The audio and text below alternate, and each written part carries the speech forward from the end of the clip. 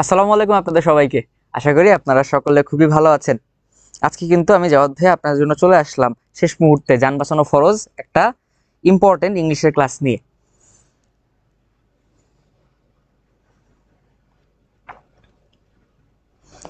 ক্লাসটিতে ঢুকে যাওয়ার আগে আপনারা সবাই আমাকে একটু বলেন যে আমাকে সবাই দেখতে পাচ্ছেন কিনা এবং আমার কথা সবাই স্পষ্ট শুনতে পাচ্ছেন কিনা।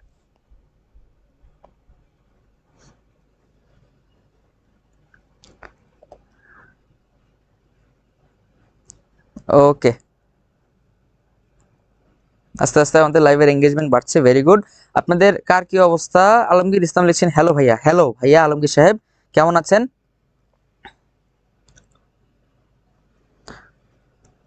জারিফা জেবিন সালাম দিচ্ছেন আসসালামু আলাইকুম। তারপরে হচ্ছে আহ, নিজামুদ্দিন শাকিল সালাম দিচ্ছেন, জান্নাতুল ফেরদৌস, আরো অনেকে যারা যারা ক্লাসে জয়েন করেছেন ইতিমধ্যে আপনাদের সবাইকে ওয়ালাইকুম আসসালাম।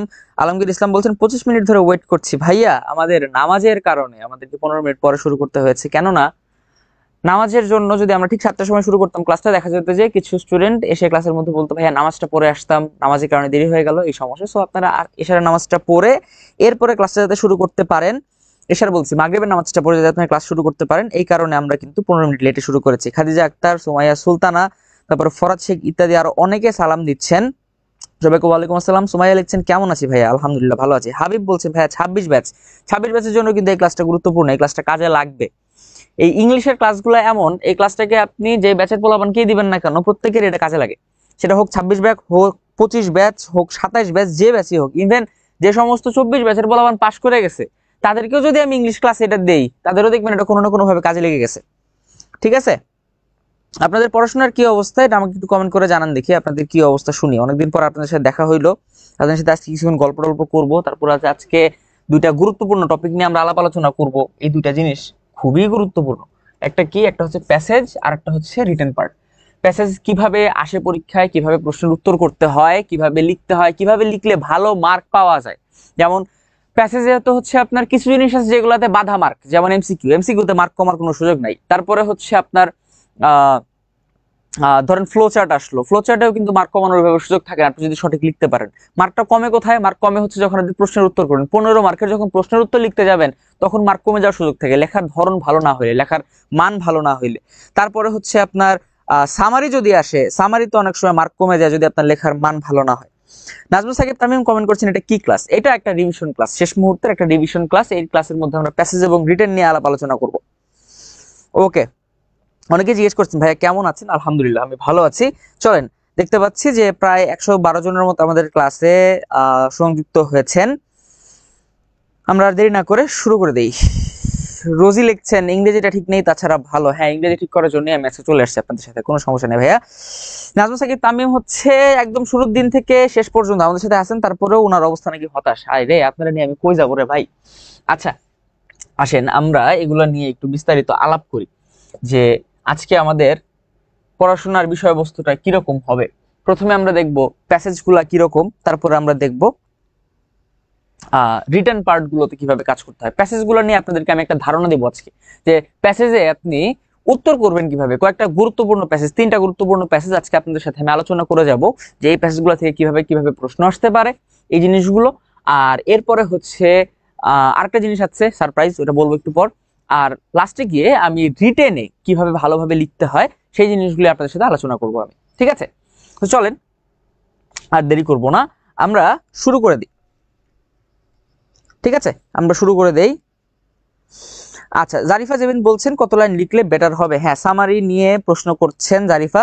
আপনার এই প্রশ্নটা আর অনেকেই করে, যে কতটুকু লিখতে হবে, কতখানি লিখতে হবে, কয় সেন্টেন্স লিখবো, কয় পেজ লিখবো, কয় লাইন লিখবো, নানান ধরনের প্রশ্ন। সবগুলো প্রশ্নের উত্তর একে একে পাবেন। প্রথমে আসেন আমরা প্যাসেজ নিয়ে আলোচনা করি। আজকে প্রথম ডিসকাশনের টপিক হচ্ছে আমার প্যাসেজ। প্যাসেজ কি মানে হলো যে গল্পগুলো ইংলিশ ফর টুডেতে যে গল্পগুলো আছে সেই গল্পগুলো থেকে প্রশ্ন কিভাবে করা হয় সেটা নিয়ে আপনাদের সাথে আমি আজকে কথা বলবো প্রথমে, তারপরে আমরা সেকেন্ড পেপার নিয়ে কথা বলবো। ঠিক আছে, চলেন শুরু করি। ওকে, দেখেন প্রথমে প্যাসেজের 5টা সাজেশন এখানে আমি লিখছি। সাজেশন কিন্তু এই কটা না, সাজেশন আরো কয়েকটা আছে। ঠিক আছে, আপনাদেরকে একটা সারপ্রাইজ এলিমেন্ট রাখার জন্য সবগুলো আমি এই জায়গায় দেইনি, অল্প কয়েকটা এখানে দিছি। যেমন দেখেন প্রথমে নেলসন ম্যান্ডেলার যে প্যাসেজটা গুরুত্বপূর্ণ, তারপরে টু ওমেন যেটা ওই প্যাসেজটা গুরুত্বপূর্ণ, এরপর হচ্ছে ইউনিট 2 এর লেসন নাম্বার 1 যেটা ওয়াই এডুকেশন এটা ইম্পর্টেন্ট, তারপর হচ্ছে সিভিক এঙ্গেজমেন্ট নামে একটা প্যাসেজ আছে এটা ইম্পর্টেন্ট, তারপর হোয়াট ইজ আ ড্রিম নামে আরেকটা প্যাসেজ আছে। এই প্রত্যেকটা প্যাসেজ কিন্তু ইম্পর্টেন্ট। আচ্ছা ঠিক আছে, এখন ঘটনা হচ্ছে যে আমরা প্যাসেজগুলা পড়বো কিভাবে? প্যাসেজ তো ভাই সাজেশন দিয়ে গেলেন, পড়লাম, পরীক্ষা উত্তর করতে পারলাম না, লিখতে পারলাম না, তাহলে কি হবে? এই একটা সমস্যা হয়। আসেন এই সমস্যাগুলো আমরা সমাধান করি। প্যাসেজ লেখার জন্য কয়েকটা সিস্টেম আছে, সিস্টেমগুলো আগে আমার মুখের কথাটা শুনেন। বোর্ডে আমি কিছু লিখি নাই, কারণ হচ্ছে আপনাদের কনসেন্ট্রেশন দুই ভাগ হয়ে যায়। আমার কথাটা মন দিয়ে শুনেন, তাহলে বুঝতে পারবেন। প্যাসেজ লিখতে গেলে বা প্যাসেজের প্রশ্ন উত্তর করতে গেলে আপনাকে দুইটা জিনিস খুব ভালো করে জানতে হয়। কি কি? একটা হচ্ছে আপনার প্যাসেজের অর্থটা বুঝতে হয়। প্রথম কাজ কি? প্যাসেজের অর্থটা আপনাকে বুঝতে হবে। মানে আপনি একটা প্যাসেজ পড়তেছেন, এই প্যাসেজটার মধ্যে একটা একটা একটা একটা করে লাইন লেখা আছে, এই লাইনগুলোর প্রত্যেকটার অর্থ আপনি জানেন কিনা এই জিনিসটা দরকার হবে। যেমন দেখেন আমি প্রথমে একটা প্যাসেজ নিয়ে আসছি আপনাদের সাথে, নেলসন ম্যান্ডেলার প্যাসেজ। এই প্যাসেজটা খুবই গুরুত্বপূর্ণ। ইউনিট 1 পিপল আর ইনস্টিটিউশনস মেকিং হিস্ট্রি, সেটা লেসন নাম্বার 2 যেটা নেলসন ম্যান্ডেলাকে নিয়ে আমরা কিছুক্ষণ আলাপ করব।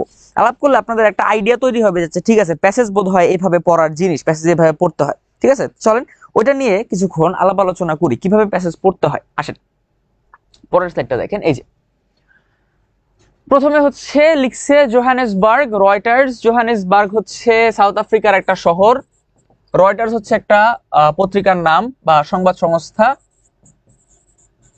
ঠিক আছে, তো এই দুটোর শব্দ দিয়ে শুরু হয়েছে আর কি, সংস্থা।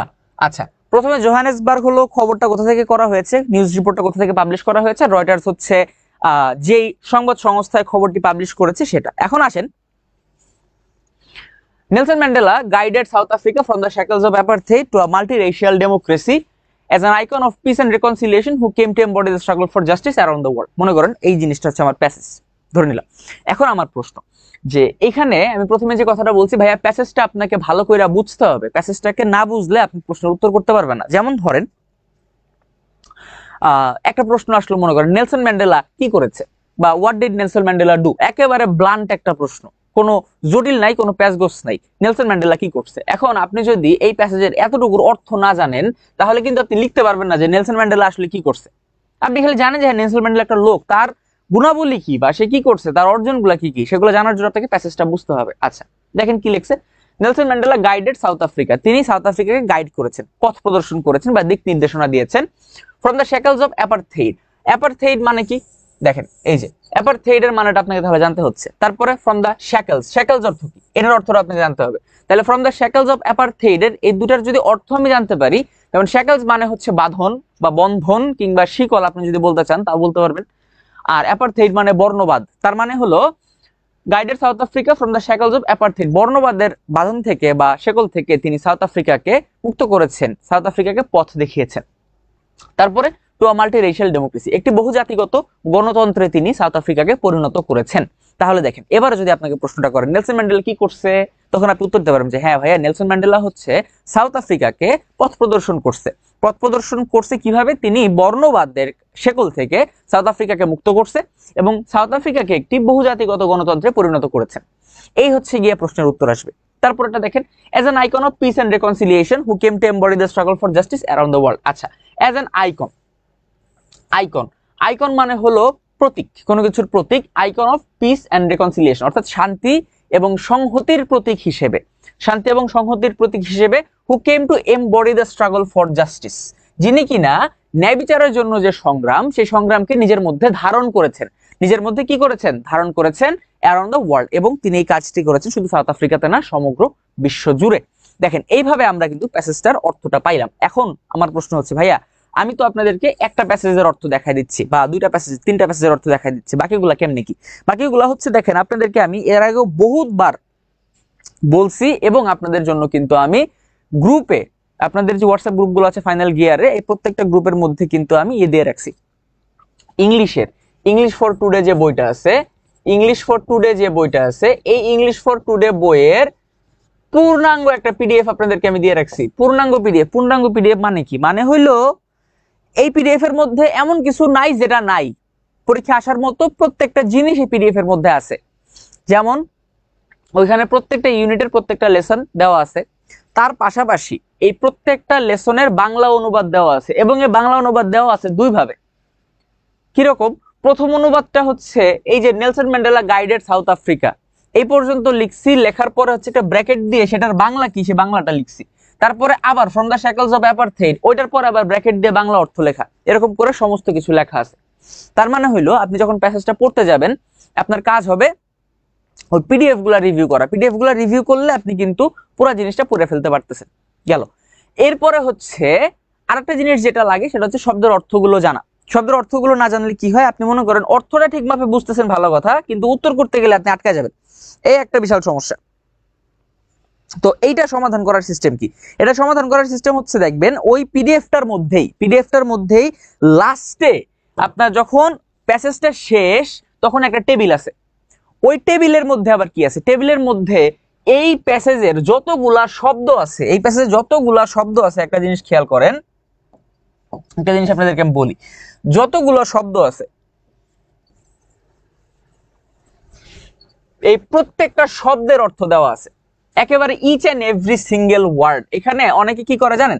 অনেকে পিডিএফ এর মধ্যে কি করে, আপনার এরা হিসাব করে যে আচ্ছা ঠিক আছে এই শব্দগুলো গুরুত্বপূর্ণ, তাহলে এগুলোর অর্থ দেই, বাকিগুলোর অর্থ আমি দিলাম না। কেন দিলাম না? কারণ বাকিগুলোর অর্থ পোলাপান জানে, আমার দেওয়া দরকার নাই। কিন্তু আমার প্রশ্ন হচ্ছে সবাই তো সমান দক্ষতার অধিকারী হয় না, কেউ কেউ জানে কেউ কেউ জানে না, এরকম হয়। কিন্তু তো আলটিমেটলি কি দাঁড়াচ্ছে দেখেন, আপনি হতে পারে যে আপনি একটু পড়াশোনা করা মানুষ বা আপনার ইংরেজিতে দক্ষতা ভালো, এই কারণে আপনি ধরে নিচ্ছি আপনি পিস শব্দের অর্থ আপনি জানেন, স্ট্রাগল শব্দের অর্থ আপনি জানেন, ঠিক আছে, কিংবা জাস্টিস শব্দের অর্থ আমি জানেন। কিন্তু এরকম কি হইতে পারে না যে একজন স্টুডেন্ট যিনি কিনা ইংরেজিতে তার দক্ষতা একটু কম, সে এই ধরনের শব্দগুলোর অর্থ জানে না, তখন সে কি করবে?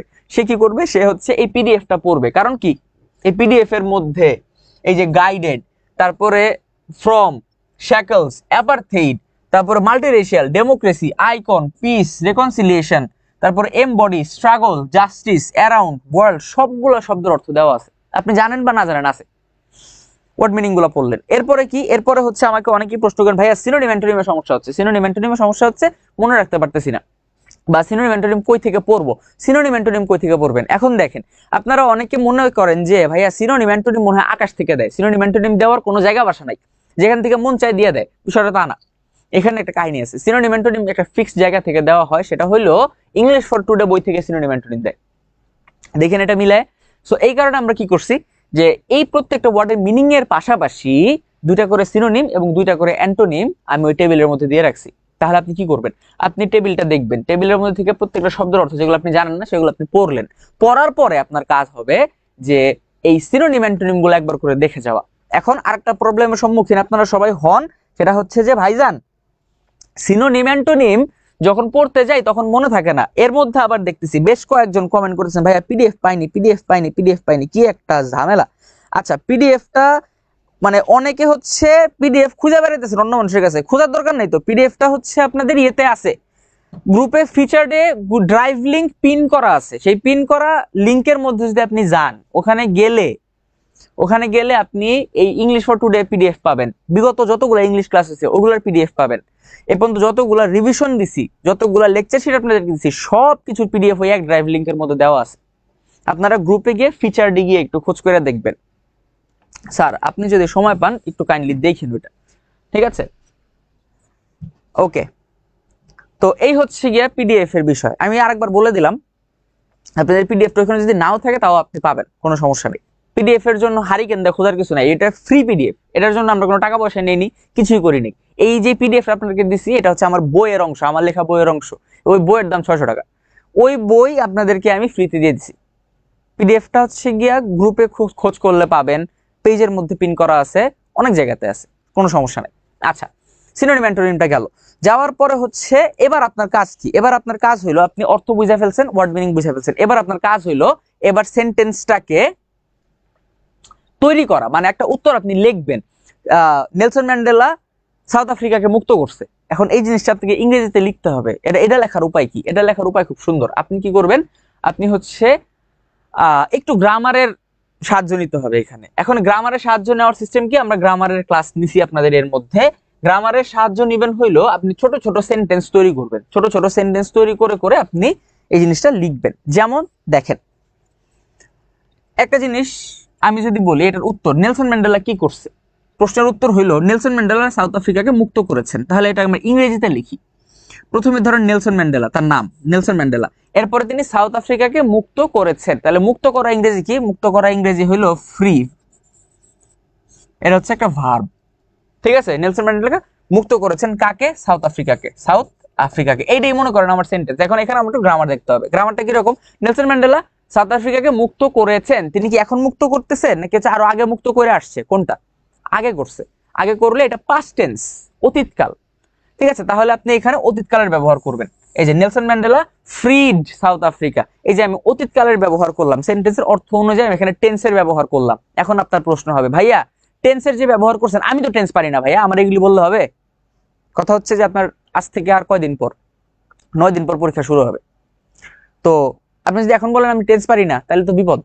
টেন্স পারতে হবে। আর যদি কোনো কারণে আপনি না পেরে থাকেন, তাহলেও কিন্তু সলিউশন আছে। সলিউশন কি, আপনাদের আমি এই টেন্সের উপরেও ক্লাস নিছি, টেন্সের উপরে আমি ক্লাস নিয়েছি, বিস্তারিত ব্যাখ্যা করেছি। সেই ক্লাস ইউটিউবে আপলোড করা আছে, সেই ক্লাস ফেসবুক লাইভে আছে। আপনি চাইলে যে কোনো জায়গা থেকে ক্লাসটা একবার দেখে নিতে পারেন। দরকার আপনি ইউটিউবে গিয়ে 2x স্পিড দিয়ে তারপরে ক্লাস দেখেন, দেখে টেন্সটা সম্পর্কে একটু ধারণা নিয়ে আসেন। ধারণা নিয়ে আসলে হবে কি, এই জিনিসগুলো আপনি লিখতে পারবেন। দেখেন আজকে ক্লাসের ক্যাপশন দেওয়া ছিল কিভাবে বানায় লিখতে হয়। বানায় লেখার জন্য ব্যাপারটা কিন্তু এরকম না যে আপনাকে আমি কিছু শর্টকাট বুদ্ধি বলে দিলাম, আপনি হচ্ছে গিয়ে করে আসলেন।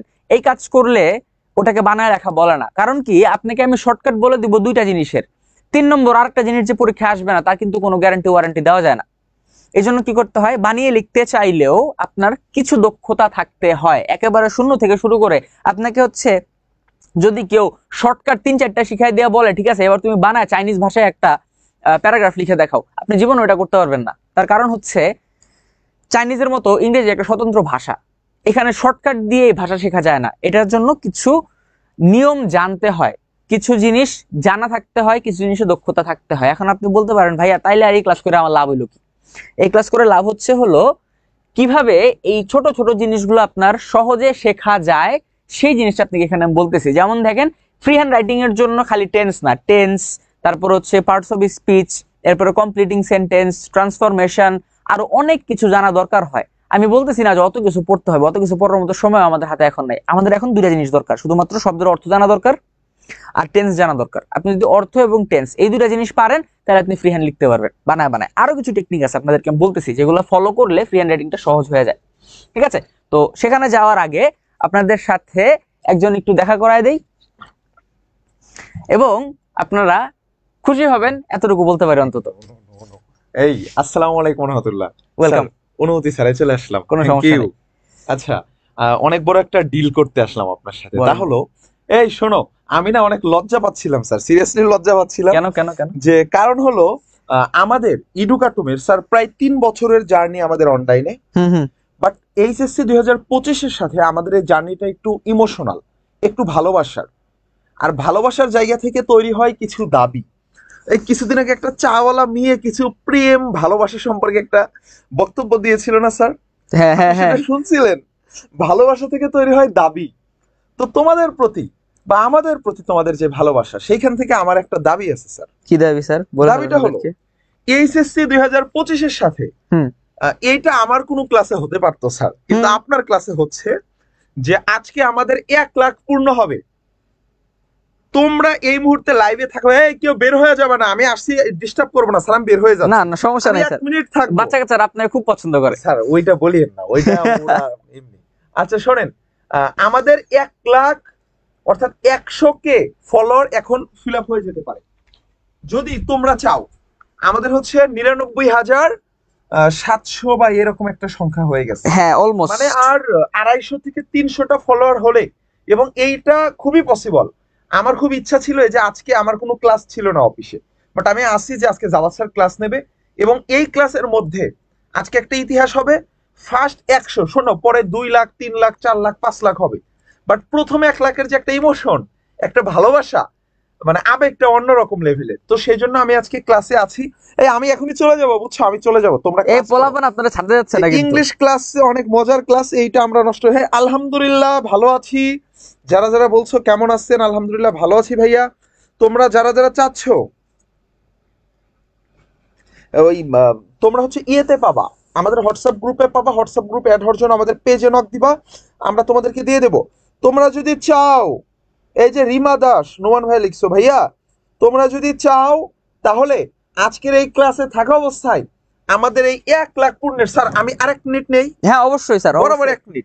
আচ্ছা আপনাকে আমি 1 মিনিট, আপনাকে আমি আরেকটু সময় দিলাম। কেন সময় দিচ্ছি জানেন? আপনারা যারা পিডিএফ নিয়ে কান্নাকাটি করতেছেন, আপনাদের পিডিএফটা আমি এখন প্রত্যেকটা হোয়াটসঅ্যাপ গ্রুপে ফরওয়ার্ড করে দিচ্ছি। প্রত্যেকটা গ্রুপে আপনারা পেয়ে যাবেন। মিনহোয়াইল নোমান স্যারের কথা শুনুন। ওকে, আমার কথা শুনতে শুনতে পিডিএফ, সবগুলো পিডিএফ গ্রুপে স্যার আরেকবার দিয়ে দিক। ওকে, তাহলে ভালো হয়ে গেল। দেখো আমাদের পেজটাতে না, যদি তোমরা ঢোকো, প্লিজ কেউ বের হয়ে যাবে না ক্লাস থেকে বিরক্ত হয়ে, তাহলে আমি লজ্জা পেয়ে চলে যাব। কারণ আমার খুব খারাপ লাগতেছিল যে আমি ক্লাসে ঢুকলাম, আপনার সময় নষ্ট করব, ছেলেরা বের হয়ে যাবে। ও ফলোয়ার বাড়তেছে, তোমরা একটা কাজ করতে পারো, বুঝছো, আমি তোমাদের আমি পিছনে চলে যাচ্ছি, আমি বসে থেকে একটু কাউন্ট করি। তোমরা থাকা অবস্থায় 300 ফলোয়ার বাড়তে সময় লাগবে না। তোমরা প্রত্যেককে যদি একটু ফ্রেন্ডদেরকে ইনভাইট করে দাও, আজকের এই ক্লাসের মধ্যে তোমরাও একটা ইতিহাসের সাক্ষী হয়ে যাবা। আমরা সবাই জাওয়াত স্যারের এই ক্লাস, স্যার আপনি পিডিএফ গুলো পাঠাচ্ছেন, স্যার পিডিএফ গুলো সিলেক্ট করে করে সবগুলো পিডিএফ গ্রুপে দিয়ে দিক। এর ফাঁকে আমি একটু রিফ্রেশ করে দেখি যে কতজন করে ফলোয়ার বাড়তেছে। আরে বাড়ে না, বাড়বে বাড়বে বাড়বে বাড়বে, অল্প অল্প বাড়ে স্যার, আরো বাড়বে। আরো আরো কতজন লাগবে? আরো 300 জন লাগবে, মানে 99,673 হয়েছে। আচ্ছা তোমরা চাইলে তোমরা এটা করে ফেলতে পারো। তোমরা ক্লাসে থাকা অবস্থায় তোমরা যদি তোমাদের ফ্রেন্ডদেরকে এটা পাঠাও, আজকের ক্লাসে, মানে দেখো এটা কিন্তু এমনি বেড়ে যাবে। হ্যাঁ মানে 1 লাখ পূর্ণ হয়ে যাবে। তবে আমরা এই 100 কে এটা যেহেতু আমাদের খুব কম ক্লাস হবে সামনে, স্যার আপনার কি পিডিএফ পাঠানো শেষ? আমি চলে যাব তাহলে। অলমোস্ট, কারণ আরেকটু সময় দেন, সময় নষ্ট করার সাহস আমার নেই। আরেকটু সময় দেন। আমি পিছনে চলে যাচ্ছি, গিয়ে বসে বসে আমি দেখি যে, আমি চাই স্যার যে আপনার ক্লাস থাকা অবস্থায়, স্যার আপনার ক্লাস চলা অবস্থায় আমাদের 100 কে পূর্ণ হয়ে যাক। আর শোনো, এই আমি না আরেকটা কথা বলি 10 সেকেন্ড, সেটা হলো আমি কিছুক্ষণ আগে একটা ইউটিউবে ভিডিও দিচ্ছি যে তোমাদের পরীক্ষা পিছানো হবে না, এটা চরম সত্য কথা। এখন এই সত্য কথা বলার জন্য অনেকে আমার প্রতি মনক্ষুণ্ণ হবে, আমার প্রতি কষ্ট পাবে, কারণ বাকি সব ভাইয়ারা আশা দেখাচ্ছে পরীক্ষা পিছানো হবে, সম্পূর্ণ ভুয়া। পরীক্ষা কোনো মতেই পিছাবে না, পিছাবে না। করোনা কখন পরীক্ষা পিছাতো? যখন দেখতে স্কুল কলেজ সব বন্ধ, বাইরে বাজার ঘাট বন্ধ, ব্যাংক বন্ধ, অফিস আদালত বন্ধ, তখন পরীক্ষা পিছাতো। পিছাবে না। হুদায় টাইম নষ্ট না করে বাবারা পড়ো, 7টা দিন পর পরীক্ষা, বরাবর 7 দিন আছে। স্যারের ক্লাসটা দেখো। আর বাংলার জন্য আমি তোমাদেরকে ফাইনাল ডিভিশনের ক্লাস নেব, দেখি একটু কমেন্টগুলো দেখি, আমি তোমাদের ক্লাস নেব এবং সেই ক্লাসে আমি তোমাদেরকে একটা ফাইনাল রিভিশন করাবো। সবগুলো গল্প, সবগুলো কবিতা, নাটক, উপন্যাস এক ক্লাসে 17টা আইটেম শেষ করাবো। একটা রিভিশন ক্লাস নেব, দোয়া করিও যেন সুস্থ থেকে রিভিশন ক্লাসটা নিতে পারি। তবে তোমরা এর আগে ওই ম্যারাথন ক্লাসগুলো দেখে নিও। সবাই ভালো থাকো, আল্লাহ হাফেজ। ধন্যবাদ স্যার।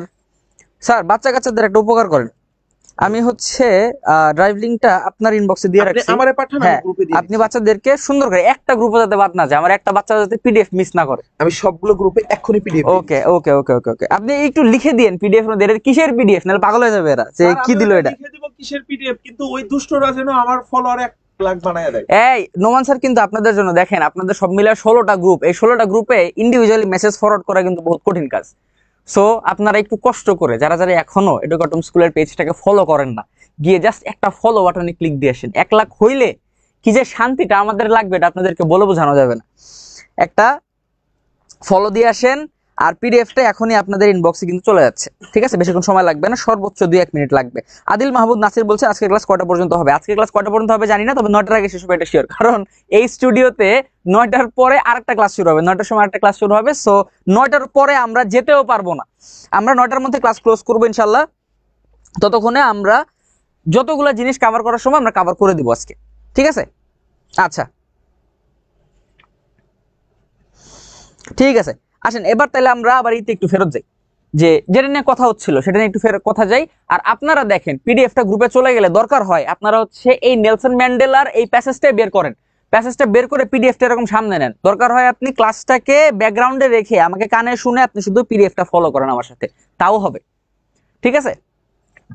আচ্ছা তো কি বললাম যে আমাদের ফ্রি হ্যান্ড রাইটিং এর জন্য বা বানায় লেখা বলতে আমরা যেটা বুঝি, সেই বানায় লেখার জন্য আমাদের কিছু কিছু মেকানিজম ফলো করতে, সেই মেকানিজম গুলো আপনাদেরকে আমি একটু একটু করে দেখাইতেছিলাম। যে আপনাকে প্রথমে এইটার অর্থটা বুঝতে হবে, তারপরে শব্দের অর্থগুলো জানতে হবে, এবং শেষে গিয়ে গ্রামারের একটু সাহায্য আপনাদেরকে নিতে হয়। সেটা শুধুমাত্র টেন্স ব্যতীত আর কোনো গ্রামার লাগে না, এই দুটো হলেই হয়। এখন প্রশ্ন থাকে যে ভাইয়া এরপরে কি?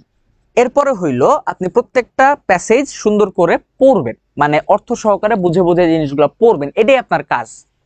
এই কাজটুকু যদি করতে পারেন তাহলে বাকিগুলা এমনিতেই হবে, ঠিক আছে? সো এই উপলক্ষে আমরা কি করব, আমরা গুরুত্বপূর্ণ 3টা প্যাসেজ আজকের ক্লাসে আমরা আলোচনা করব। যেহেতু আমাদের হাতে সময় সীমিত, আমরা চাইলেই সবগুলো প্যাসেজ কভার করতে পারতেছি না, এক একটা প্যাসেজে আমাদের অনেক সময় লাগে। আমরা গুরুত্বপূর্ণ 3টা প্যাসেজ আজকে আলোচনা করব, এবং এই 3 প্যাসেজ শেষ করার পর আমরা হচ্ছে আরো কিছু জিনিস আপনাদের সাথে আলোচনা করব, সেগুলো আছে সামনে, ঠিক আছে? তো আসেন আমরা এক এক করে জিনিসটা করি। ওকে, ধরেন আমি এই স্লাইডটা পড়লাম প্রথমে, যে নেলসন ম্যান্ডেলা সাউথ আফ্রিকাকে মুক্ত করেছিলেন বর্ণবাদের শেকল থেকে, এবং তিনি সাউথ আফ্রিকাকে একটি বহুজাতিগত গণতন্ত্রে পরিণত করেছেন, এবং তিনি ছিলেন ন্যায় বিচারের জন্য যে সংগ্রাম হয় সেই সংগ্রামের একজন প্রতীক। এই ছিল প্রথম স্লাইডের বক্তব্য। চলেন এবার পরের স্লাইডটা আমরা দেখি, যে পরের স্লাইডে কি বলছে আসলে। স্যার শুধু সবগুলো ক্লাসের পিডিএফ না, শুধু সবগুলো ক্লাস নাই, ইংলিশ ফর টুডে সহ সমস্ত কিছু এক পিডিএফ। ইংরেজি সবগুলো ক্লাস, ইংরেজি শুধু ক্লাস না, তো এখানে আরো আছে, তো সবগুলো ক্লাসের পিডিএফ, শুধু ক্লাস তো না, মানে ক্লাস সহ ইংলিশ, হ্যাঁ হ্যাঁ হ্যাঁ, সকল বিষয়, ঠিক আছে? ওকে,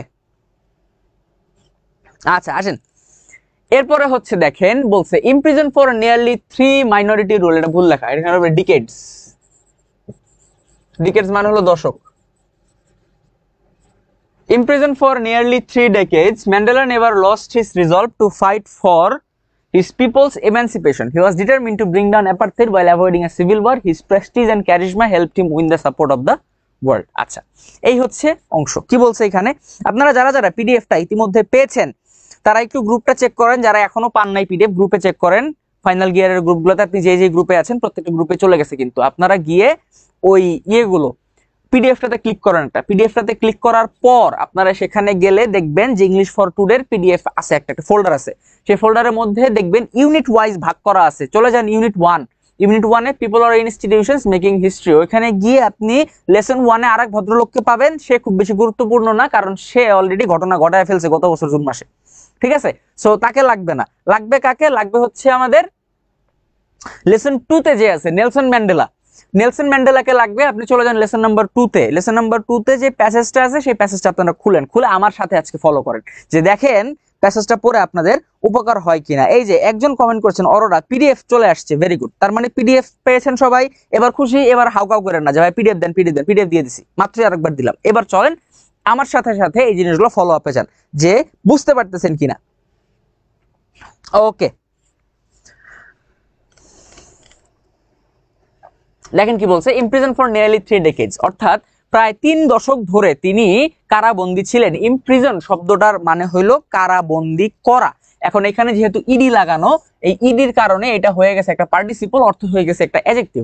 ইমপ্রিজন ফর নিয়ারলি 3 decades মানে 3 দশক ধরে, প্রায় 3 দশক মানে 27 বছর জেল খাটছে। তো ওই 27 বছর মানে ওই 30 বছরের কাছাকাছি। এই কারণে বলছে নিয়ারলি, প্রায় 3 দশক জেল খাটার পরেও Mandela never lost his resolve. Mandela কখনোই তার রিজলভ মানে উদ্দেশ্য, তার উদ্দেশ্য কখনোই হারান নাই। To fight for his people's এমানসিপেশন, এবং উদ্দেশ্যটা ছিল to fight for his people's এমানসিপেশন, তার মানুষদের মুক্তির জন্য যে ফাইট বা যুদ্ধটা, এই যুদ্ধটা বা এই সংগ্রামটা তিনি কখনো ছেড়ে দেন নাই, বা এখান থেকে তিনি কখনো পিছু পা হন নাই, যে না আমি আর সংগ্রাম করবো না ভাই, 27 বছর মানুষ জেল খাটে, সম্ভবই না আমার পক্ষে। তিনি সরে আসেন নাই, তিনি তার সংগ্রাম চালিয়ে গেছেন। তারপরে বলছে দেখেন, he was determined to bring down apartheid while avoiding a civil war. He was determined, তিনি ছিলেন দৃঢ় প্রতিজ্ঞাবদ্ধ। টু ব্রিং ডাউন অ্যাপারথেইড, কেন প্রতিজ্ঞাবদ্ধ ছিলেন? টু ব্রিং ডাউন অ্যাপারথেইড, বর্ণবাদের নিরসন ঘটানোর জন্য, বর্ণবাদের সমাপ্তি ঘটানোর জন্য তিনি বদ্ধপরিকর ছিলেন, যে আমাকে বর্ণবাদ দূর করতেই হবে। তিনি দৃঢ় প্রতিজ্ঞ ছিলেন, while avoiding a civil war, এবং তিনি আরেকটা চেষ্টা করছিলেন যে যাতে এই কাজ করতে গিয়ে বর্ণবাদের নিরসন ঘটাতে গিয়ে গৃহযুদ্ধ না লেগে যায়, গৃহযুদ্ধ অ্যাভয়েড করে, গৃহযুদ্ধ লাগবে না, গৃহযুদ্ধ ছাড়াই তিনি বর্ণবাদকে দূর করবেন, তার টার্গেট ছিল এইটা। তাহলে দেখেন নেলসন ম্যান্ডেলার, একজন আপনাকে প্রশ্ন করলো যে নেলসন ম্যান্ডেলার প্রসপেক্ট কি। এখন আপনি জিজ্ঞেস করেন ভাই প্রসপেক্ট অর্থ কি? প্রসপেক্ট অর্থ হলো উদ্দেশ্য। এটা কই আছে এই শব্দের অর্থ? এই শব্দের অর্থ ওই পিডিএফ এর মধ্যে আছে, যে কোনো একটা ইউনিটে যে কোনো একটা জায়গায় আপনি পাবেন। এটা হচ্ছে ইয়েতে পাবেন, ইউনিট 11 এ পাওয়ার কথা সম্ভবত। আচ্ছা, প্রসপেক্ট মানে কি? প্রসপেক্ট মানে উদ্দেশ্য। তার উদ্দেশ্য কি ছিল?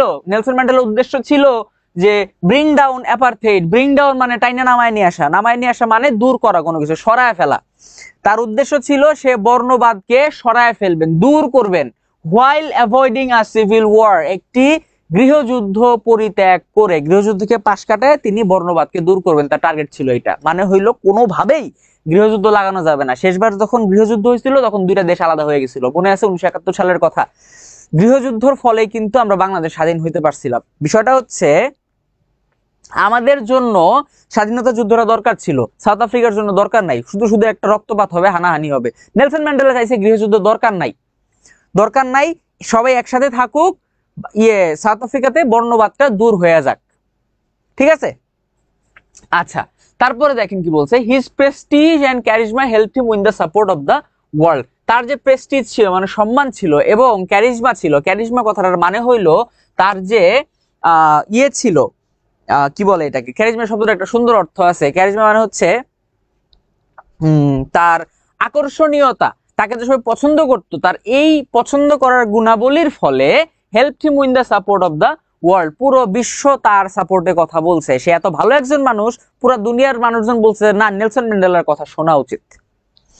এভাবে তিনি বর্ণবাদের বিরুদ্ধে সারা জীবন যুদ্ধ করে গিয়েছেন।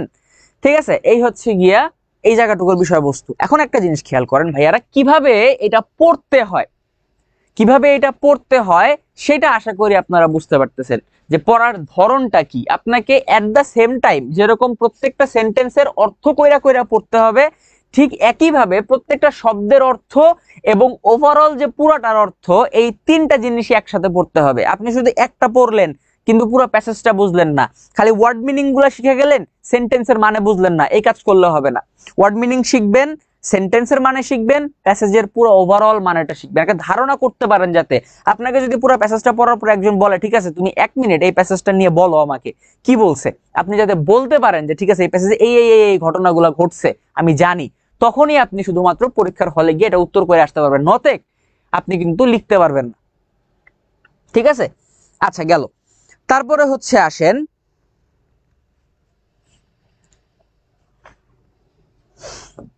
এরপরে হচ্ছে পরের স্লাইডে যাই। পরের স্লাইডে কি বলছে, এই দেখেন এখানে একটা ইনভার্টেড কমা দিয়ে রাখছে, ইনভার্টেড কমা দিয়ে রাখছে। ইনভার্টেড কমা দিয়ে কি বলতেছে, বলতেছে যে I hate race discrimination most intensely and in all its manifestations. অর্থাৎ এখানে ঘটনাটা কি দেখেন, ঘটনাটা হচ্ছে এই যে ইনভার্টেড কমা দিছে না, আপনারা সবাই ন্যারেশন পড়ছেন, ন্যারেশনের মধ্যে কি ছিল, যখন ইনভার্টেড কমা আসে, ইনভার্টেড কমা মানে হইলো এটা কোনো একজন মানুষ বলতেছে, কোনো একজন মানুষের কথা, তাহলে এখানে ইনভার্টেড কমা দিছে মানে হচ্ছে এই কথাটা নেলসন ম্যান্ডেলা বলতেছে। নেলসন ম্যান্ডেলা তাহলে কি বলতেছে, নেলসন ম্যান্ডেলা বলতেছে যে আই হেট রেস ডিসক্রিমিনেশন, আমি রেস ডিসক্রিমিনেশন মানে হচ্ছে বর্ণবাদ, রেস মানে বর্ণ মানে কালার আর কি। ঠিক আছে, এখন এখানে আপনি বলতে পারেন ভাইয়া রেস মানে তো হচ্ছে প্রতিযোগিতা, দৌড় প্রতিযোগিতা, এখানে রেস মানে কি দাঁড়ালো, রেসের অনেকগুলো অর্থ হয়, রেস মানে প্রতিযোগিতা, রেস মানে হচ্ছে বর্ণ বা জাতীয় বোঝায়। ঠিক আছে, দুইটার অর্থ দুই রকম। বর্ণ, ডিসক্রিমিনেশন মানে বৈষম্য, আপনি এখানে ডিসক্রিমিনেশনে বাংলা কি পড়বেন, বৈষম্য। তার মানে আমি কি করি, আমি বর্ণ বৈষম্যকে ঘৃণা করি, হেট মানে ঘৃণা করা। I hate race discrimination most intensely, most intensely মানে প্রচন্ড তীব্র ভাবে, মানে একদম জঘন্য রকম ঘৃণা করি আমি এটাকে, যে তোমারে আমার একেবারেই পছন্দ না, আমি একদম ঘৃণা করি, সেটার অর্থ হচ্ছে এই মোস্ট ইন্টেন্সলি, তীব্র ভাবে, চরম ভাবে, আমি চরম ভাবে বর্ণবাদকে ঘৃণা করি। আচ্ছা, and in all its manifestations, এবং এইটার যত ধরনের ম্যানিফেস্টেশন আছে, ম্যানিফেস্টেশন মানে রূপ, মানে বর্ণবাদ তো একরকম না, বর্ণবাদ অনেক রকম হইতে পারে। যেমন আপনারা মোহাম্মদ আলীর নাম শুনছেন কিনা আমি জানি না। মোহাম্মদ আলী ছিলেন একজন বক্সার, তিনি ছিলেন কৃষ্ণাঙ্গ, ব্রিটিশ নাগরিক কিন্তু কৃষ্ণাঙ্গ। কিন্তু এই ভদ্রলোকের একটা সমস্যা হয়েছিল। সমস্যাটা কিরকম? তিনি ছিলেন একজন বিশ্ববিখ্যাত বক্সার, মানে পুরো পৃথিবীর মানুষজন এর চিনতো যে মোহাম্মদ আলী নামে একজন আছে। কিন্তু ঝামেলা হয়েছে কি জানেন?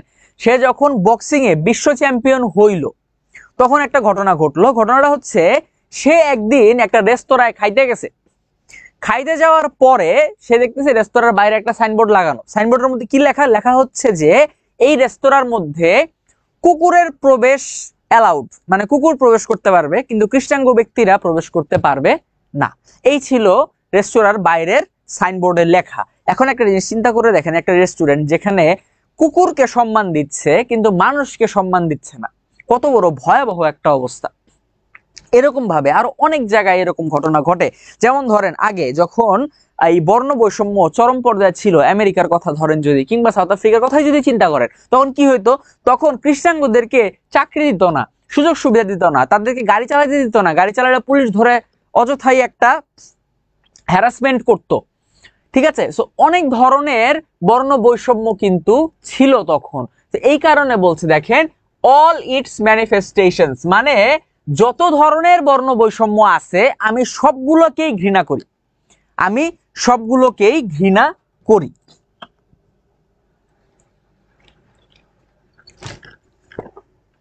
তারপরে বলছে দেখেন, I have fought it all, আমি এই পুরো ব্যাপারটাকে, বর্ণ বৈষম্যকে, এই বর্ণ বৈষম্যের বিরুদ্ধে আমি যুদ্ধ করেছি, আমি সংগ্রাম করেছি। I have fought it all.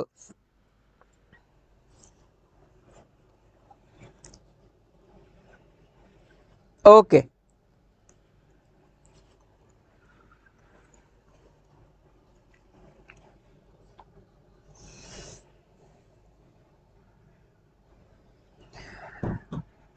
I have fought it all during my life, আমি আমার সারা জীবন এটার বিরুদ্ধে যুদ্ধ করছি। একজন কমেন্ট করছে, ভাইয়ার কি একটাই গেঞ্জি আছে? হ্যাঁ, এই গেঞ্জিটা দেখে আপনার এরকম মনে হইতে পারে যে আপনার কাছে যখনই আমি ক্লাসে আসি আমি এই গেঞ্জিটা পরি। তার দুইটা কারণ। প্রথম কথা হচ্ছে যে এডুকাটমের ক্যামেরায় দাঁড়াচ্ছি, সো অবভিয়াসলি এডুকাটমের গেঞ্জি পড়তে হবে এক। আর দ্বিতীয় কথা হচ্ছে গেঞ্জিটা আমার খুব পছন্দের একটা গেঞ্জি। এই কারণে যখন আমি আমার পছন্দের একটা কাজ করতে আসি, অর্থাৎ আপনাদের ক্লাস নিতে আসি, তখন আমি এই গেঞ্জিটা পরে আসি। এটা আমার অনেক ফেভারিট একটা গেঞ্জি। আচ্ছা, তারপর বলছে দেখেন, I have fought it all during my life, আমি আমার সারা জীবন এই বর্ণবাদের বিরুদ্ধে যুদ্ধ করেছি। আই উইল ফাইট ইট নাও, আমি এখনো যুদ্ধ করব। And will do so until the end of my days. ঠিক আছে, এবং আমি আমার জীবনের শেষ দিন পর্যন্ত আমি এটার বিরুদ্ধে যুদ্ধ করে যাব। ওকে, তারপর বলছে দেখেন, Mandela said in his acceptance speech. এবার দেখেন একটা জিনিস খেয়াল করে, এই জায়গায় গিয়ে ইনভার্টেড কমা বন্ধ করে দিছে। এই জায়গায় কি করছে? ইনভার্টেড কমা বন্ধ করে দিছে। বন্ধ করার পরে বলতেছে যে Mandela said in his acceptance speech, তিনি তার রাষ্ট্রপতির যে ভাষণ বা বক্তৃতা দিতে হয়, রাষ্ট্রপতির ভাষণে তিনি এই কথাটা বলেছেন। অ্যাকসেপ্টেন্স স্পিচ মানে কি? অ্যাকসেপ্টেন্স স্পিচ মানে হলো যখন কোনো দেশের কোনো নেতা, হতে পারে সে রাষ্ট্রপতি কিংবা হতে পারে সে প্রধানমন্ত্রী, সে যখন নির্বাচিত হয় তখন সে একটা জাতির উদ্দেশ্যে ভাষণ দেয়। সে জাতির উদ্দেশ্যে ভাষণটাকে বলা হয় অ্যাকসেপ্টেন্স স্পিচ। প্রথম ভাষণটা একদম, সে প্রথমবার রাষ্ট্রপতি নির্বাচিত হওয়ার পরে যে ভাষণটা দেবে অথবা প্রধানমন্ত্রী নির্বাচিত হওয়ার পর যে ভাষণটা দিবে সেটাকে বলা হয় acceptance speech. On becoming south আফ্রিকাস first black president in 1994, তিনি 1994 সালে যখন তিনি সাউথ আফ্রিকার প্রেসিডেন্ট হিসেবে নির্বাচিত হন, তখন তিনি তার ভাষণে, তার বক্তৃতায় তিনি এই কথাগুলো বলেছিলেন যে আমি বর্ণ বৈষম্যকে চরমভাবে ঘৃণা করি, আমি এর বিরুদ্ধে সারা জীবন যুদ্ধ করে এসেছি, এখনো করব এবং মৃত্যুর আগের দিন পর্যন্ত এই যুদ্ধ চালিয়ে যাব। ঠিক আছে, তারপরে দেখেন কি বলছে, the time for the healing of the wounds has come, অর্থাৎ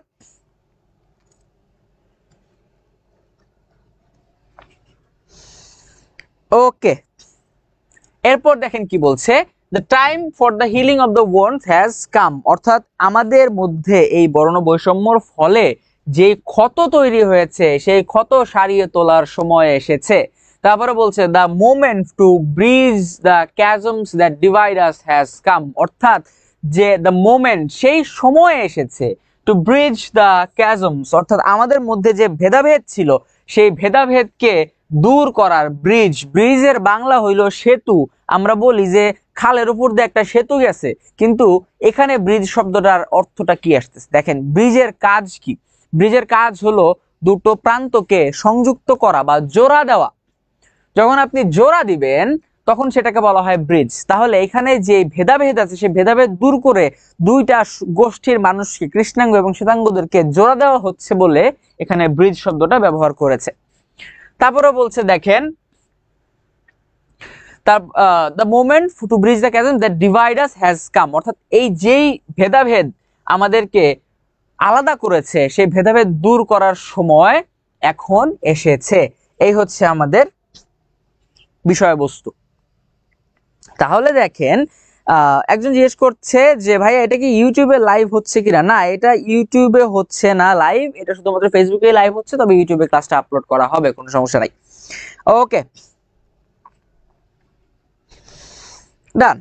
এরপর দেখেন পরেরটা একটু দেখি। এভাবে আমরা পুরো জিনিসটা একটু পড়ে ফেলবো। এটা খুব বেশি বড় না, এটা ছোটই আছে। দেখেন ছোট ছোট করে একটা করে স্লাইড বানাইছি, এরপরে কিন্তু এটা শেষ হবে। এরপরে আপনাদের জন্য আরেকটা জিনিস আছে, সেখানে আমরা যাব একটু পরে। আসেন আমরা হচ্ছে এই প্যাসেজটা একটু পড়ে নিই, পড়ার পরে নেক্সট আপনাদেরকে একটা জিনিস আমি দেখাবো, একটা মজার জিনিস, এবং কাজে লাগবে জিনিসটা। ওকে, তারপরে আমরা সামনে আগাবো। দেখেন, we have at last achieved our political emancipation। দেখেন আবারও ইনভার্টেড কমা দিয়ে লিখছে। এই জিনিসগুলো আপনারা খেয়াল করেন যখন উত্তর করতে যাবেন, যে কোথায় ইনভার্টেড কমা দিছে, কোথায় কোন কথাটা কে বলছে, এই জিনিসটা কিন্তু অনেক গুরুত্বপূর্ণ।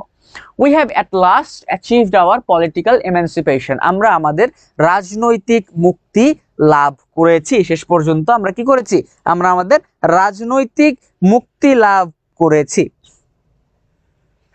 আচ্ছা, নন্দিতা লাহার বলছেন যে ক্লাসগুলো ইউটিউবে নিলে ভালো হয়। হ্যাঁ, ইউটিউবে ক্লাসগুলো আপলোড হবে। ইউটিউবে এখন ক্লাসগুলো লাইভ স্ট্রিম করা হচ্ছে না দুইটা কারণে। প্রথম কারণটা হচ্ছে এই টাইমগুলোতে ইন্টারনেট একটু আনস্টেবল থাকে। দেখা যেতে পারে যে দুই জায়গায় লাইভ করতে গেলে একটা না দুইটার একটাও ঠিক মতো হবে না। ফলে আমরা কি করি, হয় ইউটিউবে করি, না হলে ফেসবুকে করি। এরপরে হচ্ছে যে কোনো একটা জায়গায় নতুন করে আপলোড করে দিই। যা হোক, সো এই ক্লাসটা ইউটিউবে আপলোড হয়ে যাবে, টেনশন করার কোনো কারণ নাই।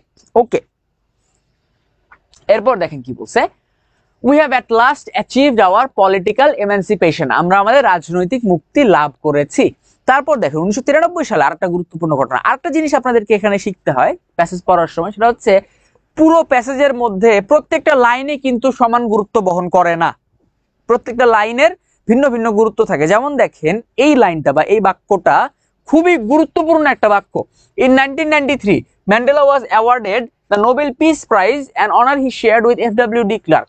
অর্থাৎ 1993 সালে নেলসন ম্যান্ডেলা নোবেল পুরস্কার লাভ করেন। এখন দেখেন এই জিনিসটা কিন্তু অনেক ইম্পর্টেন্ট। কেন ইম্পর্টেন্ট? এমসিকিউতে চলে আসতে পারে যে নেলসন ম্যান্ডেলা কত সালে নোবেল পুরস্কার পান। এমসিকিউতে এটা পেয়ে যেতে পারেন, কত সালে নেলসন ম্যান্ডেলা নোবেল পুরস্কার পান। উত্তর কি হবে?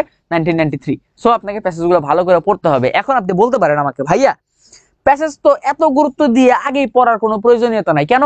কারণ হচ্ছে আপনি যখন এমসিকিউ উত্তর করতে যাবেন তখন তো প্রশ্ন দেখে সেটা অনুযায়ী প্যাসেজ পয়রা উত্তর বের করে নিলেই হচ্ছে, সমস্যা তো নাই। কথা ঠিক আছে, কিন্তু সমস্যা বাধে একটা জায়গায় গিয়ে, সেটা হলো আমাদের সময় কিন্তু আনলিমিটেড না ভাইয়ারা। সময় যদি আনলিমিটেড হইতো তাইলে একটা বিষয় ছিল যে ঠিক আছে আনলিমিটেড টাইম আছে হাতে, যখন মন চায় আমি তখন এটা বের করে নিতে পারবো, আমার সমস্যা নাই। কিন্তু আপনাদের হাতে সময় লিমিটেড, মাত্র 3 ঘন্টায়। 3 ঘন্টায় অনেকে লিখে শেষ করতে পারে না। এই কারণে কি করতে হয়, প্যাসেজটা যখন আপনি একবার রিডিং করবেন ফার্স্টে, তখনই আপনার গুরুত্বপূর্ণ ইনফরমেশনগুলো ফাইন্ড আউট করে ফেলতে হয়। আরেকটা সিস্টেম আছে, আরেকটা সিস্টেম কি আপনাদেরকে আমি বলি। সিস্টেমটা হলো, এটা ইংলিশ ভার্সনের পরীক্ষা অনেক কাজে লাগে। মনে করেন আপনি প্রশ্নপত্রটা হাতে পাইছেন, হাতে পাওয়ার পরে সাধারণত আপনারা কি করেন, আপনারা 1 নং প্রশ্নের উত্তর দিয়ে এমসিকিউটা উত্তর করা শুরু করেন। প্রথম কাজ এটা। তো আমরা যেটা করি, আমরা হচ্ছে অনেক সময় প্যাসেজটা রিডিং করে ফেলি আগে, প্যাসেজ পড়ার পরে এরপরে হচ্ছে আমরা গিয়ে এমসিকিউ উত্তর করা শুরু করি। এখানে একটা সিস্টেম আছে। সিস্টেমটা হচ্ছে আপনি প্রথম কাজ হইলো এমসিকিউ যেগুলো আছে এবং প্রশ্ন যেগুলো আছে, এমসিকিউ এবং কোয়েশ্চেন, এই জিনিসগুলো আগে পড়ে ফেলবেন। ঠিক আছে, প্যাসেজ পড়ার আগে এই জিনিসগুলো পড়ে ফেলবেন। এখন দেখেন এই জিনিসটাও করতে বলার কারণ কি, আপনারা অলরেডি কিন্তু এই জিনিসগুলো বাসায় রিভিশন দিয়ে গেছেন, বাসায় এইগুলা জিনিস পড়ে গেছেন, দেখে গেছেন। তাহলে কি করবেন, প্রথমেই হচ্ছে এমসিকিউ এবং কোশ্চেন গুলো আপনারা দেখে ফেলবেন যে ঠিক আছে এটা এরকম ওইটা ওই রকম। এমসিকিউ কোশ্চেন গুলো দেখলেন, দেখার পরে আপনার কাজ হবে কি, এরপরে গিয়ে আপনি হচ্ছে প্যাসেজটা পড়বেন। এখন আপনার মাথায় অলরেডি জানা আছে যে ঠিক আছে এমসিকিউ তে আমার কি কি জিনিস চাইছে, কোশ্চেনের মধ্যে আমার কি কি জিনিস চাইছে আপনি জানেন, এবং ওই অনুযায়ী এবার আপনি প্যাসেজটা পুরোটা শুরু থেকে শেষ পর্যন্ত রিডিং দিয়ে ফেলবেন একটা। তাহলে হবে কি আপনার টাইম সেভ হবে, জিনিসটা তাড়াতাড়ি উত্তর করতে পারবেন। আর এখানে 2 মিনিট সেভ হওয়া মানে আপনি প্যারাগ্রাফে গিয়ে বা কমপ্লিটিং স্টোরিতে গিয়ে 2 মিনিট অতিরিক্ত পাচ্ছেন। সো সময়কে সঠিকভাবে ভাগ করতে শিখেন। যদি সময় নিয়ে এলোমেলো হয়, যেমন বাংলা পরীক্ষায় আমার একটা সমস্যা প্রচুর পরিমাণে হইতো, এটা আপনার সাথে শেয়ার করি, নোমান স্যারকে এটা বললেন আপনারা যাদের এরকম সমস্যা হয়।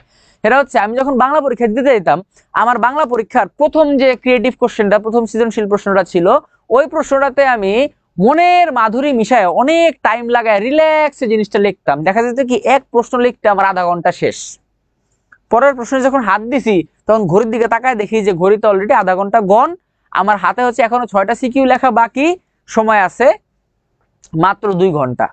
কারণ হচ্ছে যে এমসিকিউ আধা ঘন্টা শেষ হয়েছে, তাই 2 ঘন্টার মধ্যে আমার এখনো 6টা সৃজনশীল লিখতে হবে। মাথায় হাত, সর্বনাশ করছে, এখন কিভাবে কি করব, একটা ঝামেলা সৃষ্টি হয়েছে। দেখা যেত আলটিমেটলি 5টা ভালো করে লিখতে পারতাম মোটামুটি, 6 নাম্বারটা কোনো রকম, 7 নাম্বারটা টাচই করতে পারতাম না। এরকম করে পরীক্ষা উত্তর করে আসতে হয়েছে আমার। ইনফ্যাক্ট আমার বোর্ড পরীক্ষাতে এই ধরনের টাইম ম্যানেজমেন্টে ঝামেলা হয়েছিল। সো আপনাদের যাতে এই সমস্যা না হয় এই কারণে একটু টেকনিক্যালিটি মেনটেন করতে হয়। যেমন এই যে এটার মতো প্রথমে আপনি এমসিকিউ কোশ্চেনগুলো পড়ে ফেলবেন, তার উপরে আপনি আস্তে আস্তে প্যাসেজটা পড়ে উত্তরগুলো মিলাবেন।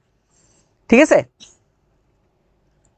রাকিবুল ইসলাম বলছেন ভাইয়া 2 নম্বরের কোশ্চেন সলভিং শিখান। হ্যাঁ শিখাবো, এই প্যাসেজটা আমরা শেষ করি, তারপরে আমরা কোশ্চেন সলভ কিভাবে করতে হয় সেটা নিয়ে আমরা আলোচনা করব। একটা সিস্টেম আছে, ওটা আপনাদেরকে দেখাচ্ছি আমি। আচ্ছা, তারপরে দেখেন কি বলছে, Mandela was awarded the Nobel peace prize, তিনি নোবেল শান্তি পুরস্কার লাভ করেন। And honour he shared with FW de Klerk, তিনি এফডব্লিউ ডি ক্লার্কের সাথে একত্রে সেই নোবেল পুরস্কার লাভ করেন, শেয়ার করেছিলেন। তারপরে বলছে দেখেন, the white south African leader who had ফ্রিড him from the prison 3 years earlier. অর্থাৎ এই ভদ্রলোক তার একটা পরিচয় দিচ্ছে। পরিচয়টা কি, এই যে এখান থেকে লিখছে, the white south African leader, তিনি ছিলেন সাউথ আফ্রিকান একজন নেতা এবং তিনি ছিলেন একজন শ্বেতাঙ্গ মানুষ, এবং তিনি হচ্ছে নেলসন ম্যান্ডেলাকে কারাগার থেকে 3 বছর আগে মুক্ত করেছিলেন। ভদ্রলোক তিনি তৎকালীন সাউথ আফ্রিকার প্রেসিডেন্টও ছিলেন। ঠিক আছে? And negotiated the end of apartheid, এবং বর্ণবাদ কিভাবে দূর করা যায় এটা নিয়ে তিনি নেলসন ম্যান্ডেলার সাথে একত্রে কাজ করেছিলেন।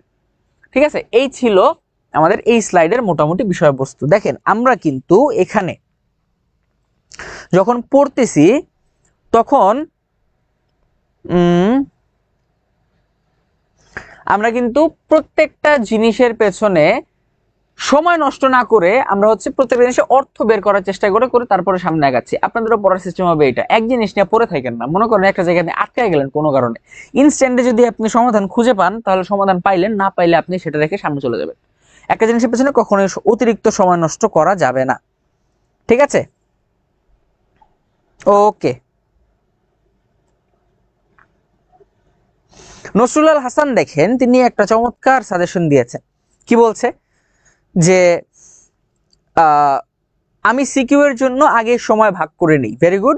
তাছাড়া সিকিউতে খুব বেশি সমস্যায় পড়তে হয়, বেঞ্চে ঘড়ি রেখে তারপর লিখি। মানে কি দেখেন, সে প্রত্যেকটা সৃজনশীল একদম শুরু থেকে শেষ পর্যন্ত প্রত্যেকটাতে সে তার সময় ভাগ করে নিচ্ছে। আপনারা ওই কাজটা করতে পারেন। এখন আপনি বলতে পারেন ভাইয়া ইংলিশে তো সৃজনশীল নাই, তাহলে কেমনি কি? ইংলিশে সৃজনশীল না থাকলেও ইংলিশে কিন্তু টপিক ওয়াইজ সময় ভাগ করে নেওয়া যায়। সিস্টেম আছে। কিভাবে? বাসায় বসে মনে করেন একটা মডেল টেস্ট আপনি দিলেন, 100 মার্কের একটা পরীক্ষা আপনি বাসায় বসে দিলেন।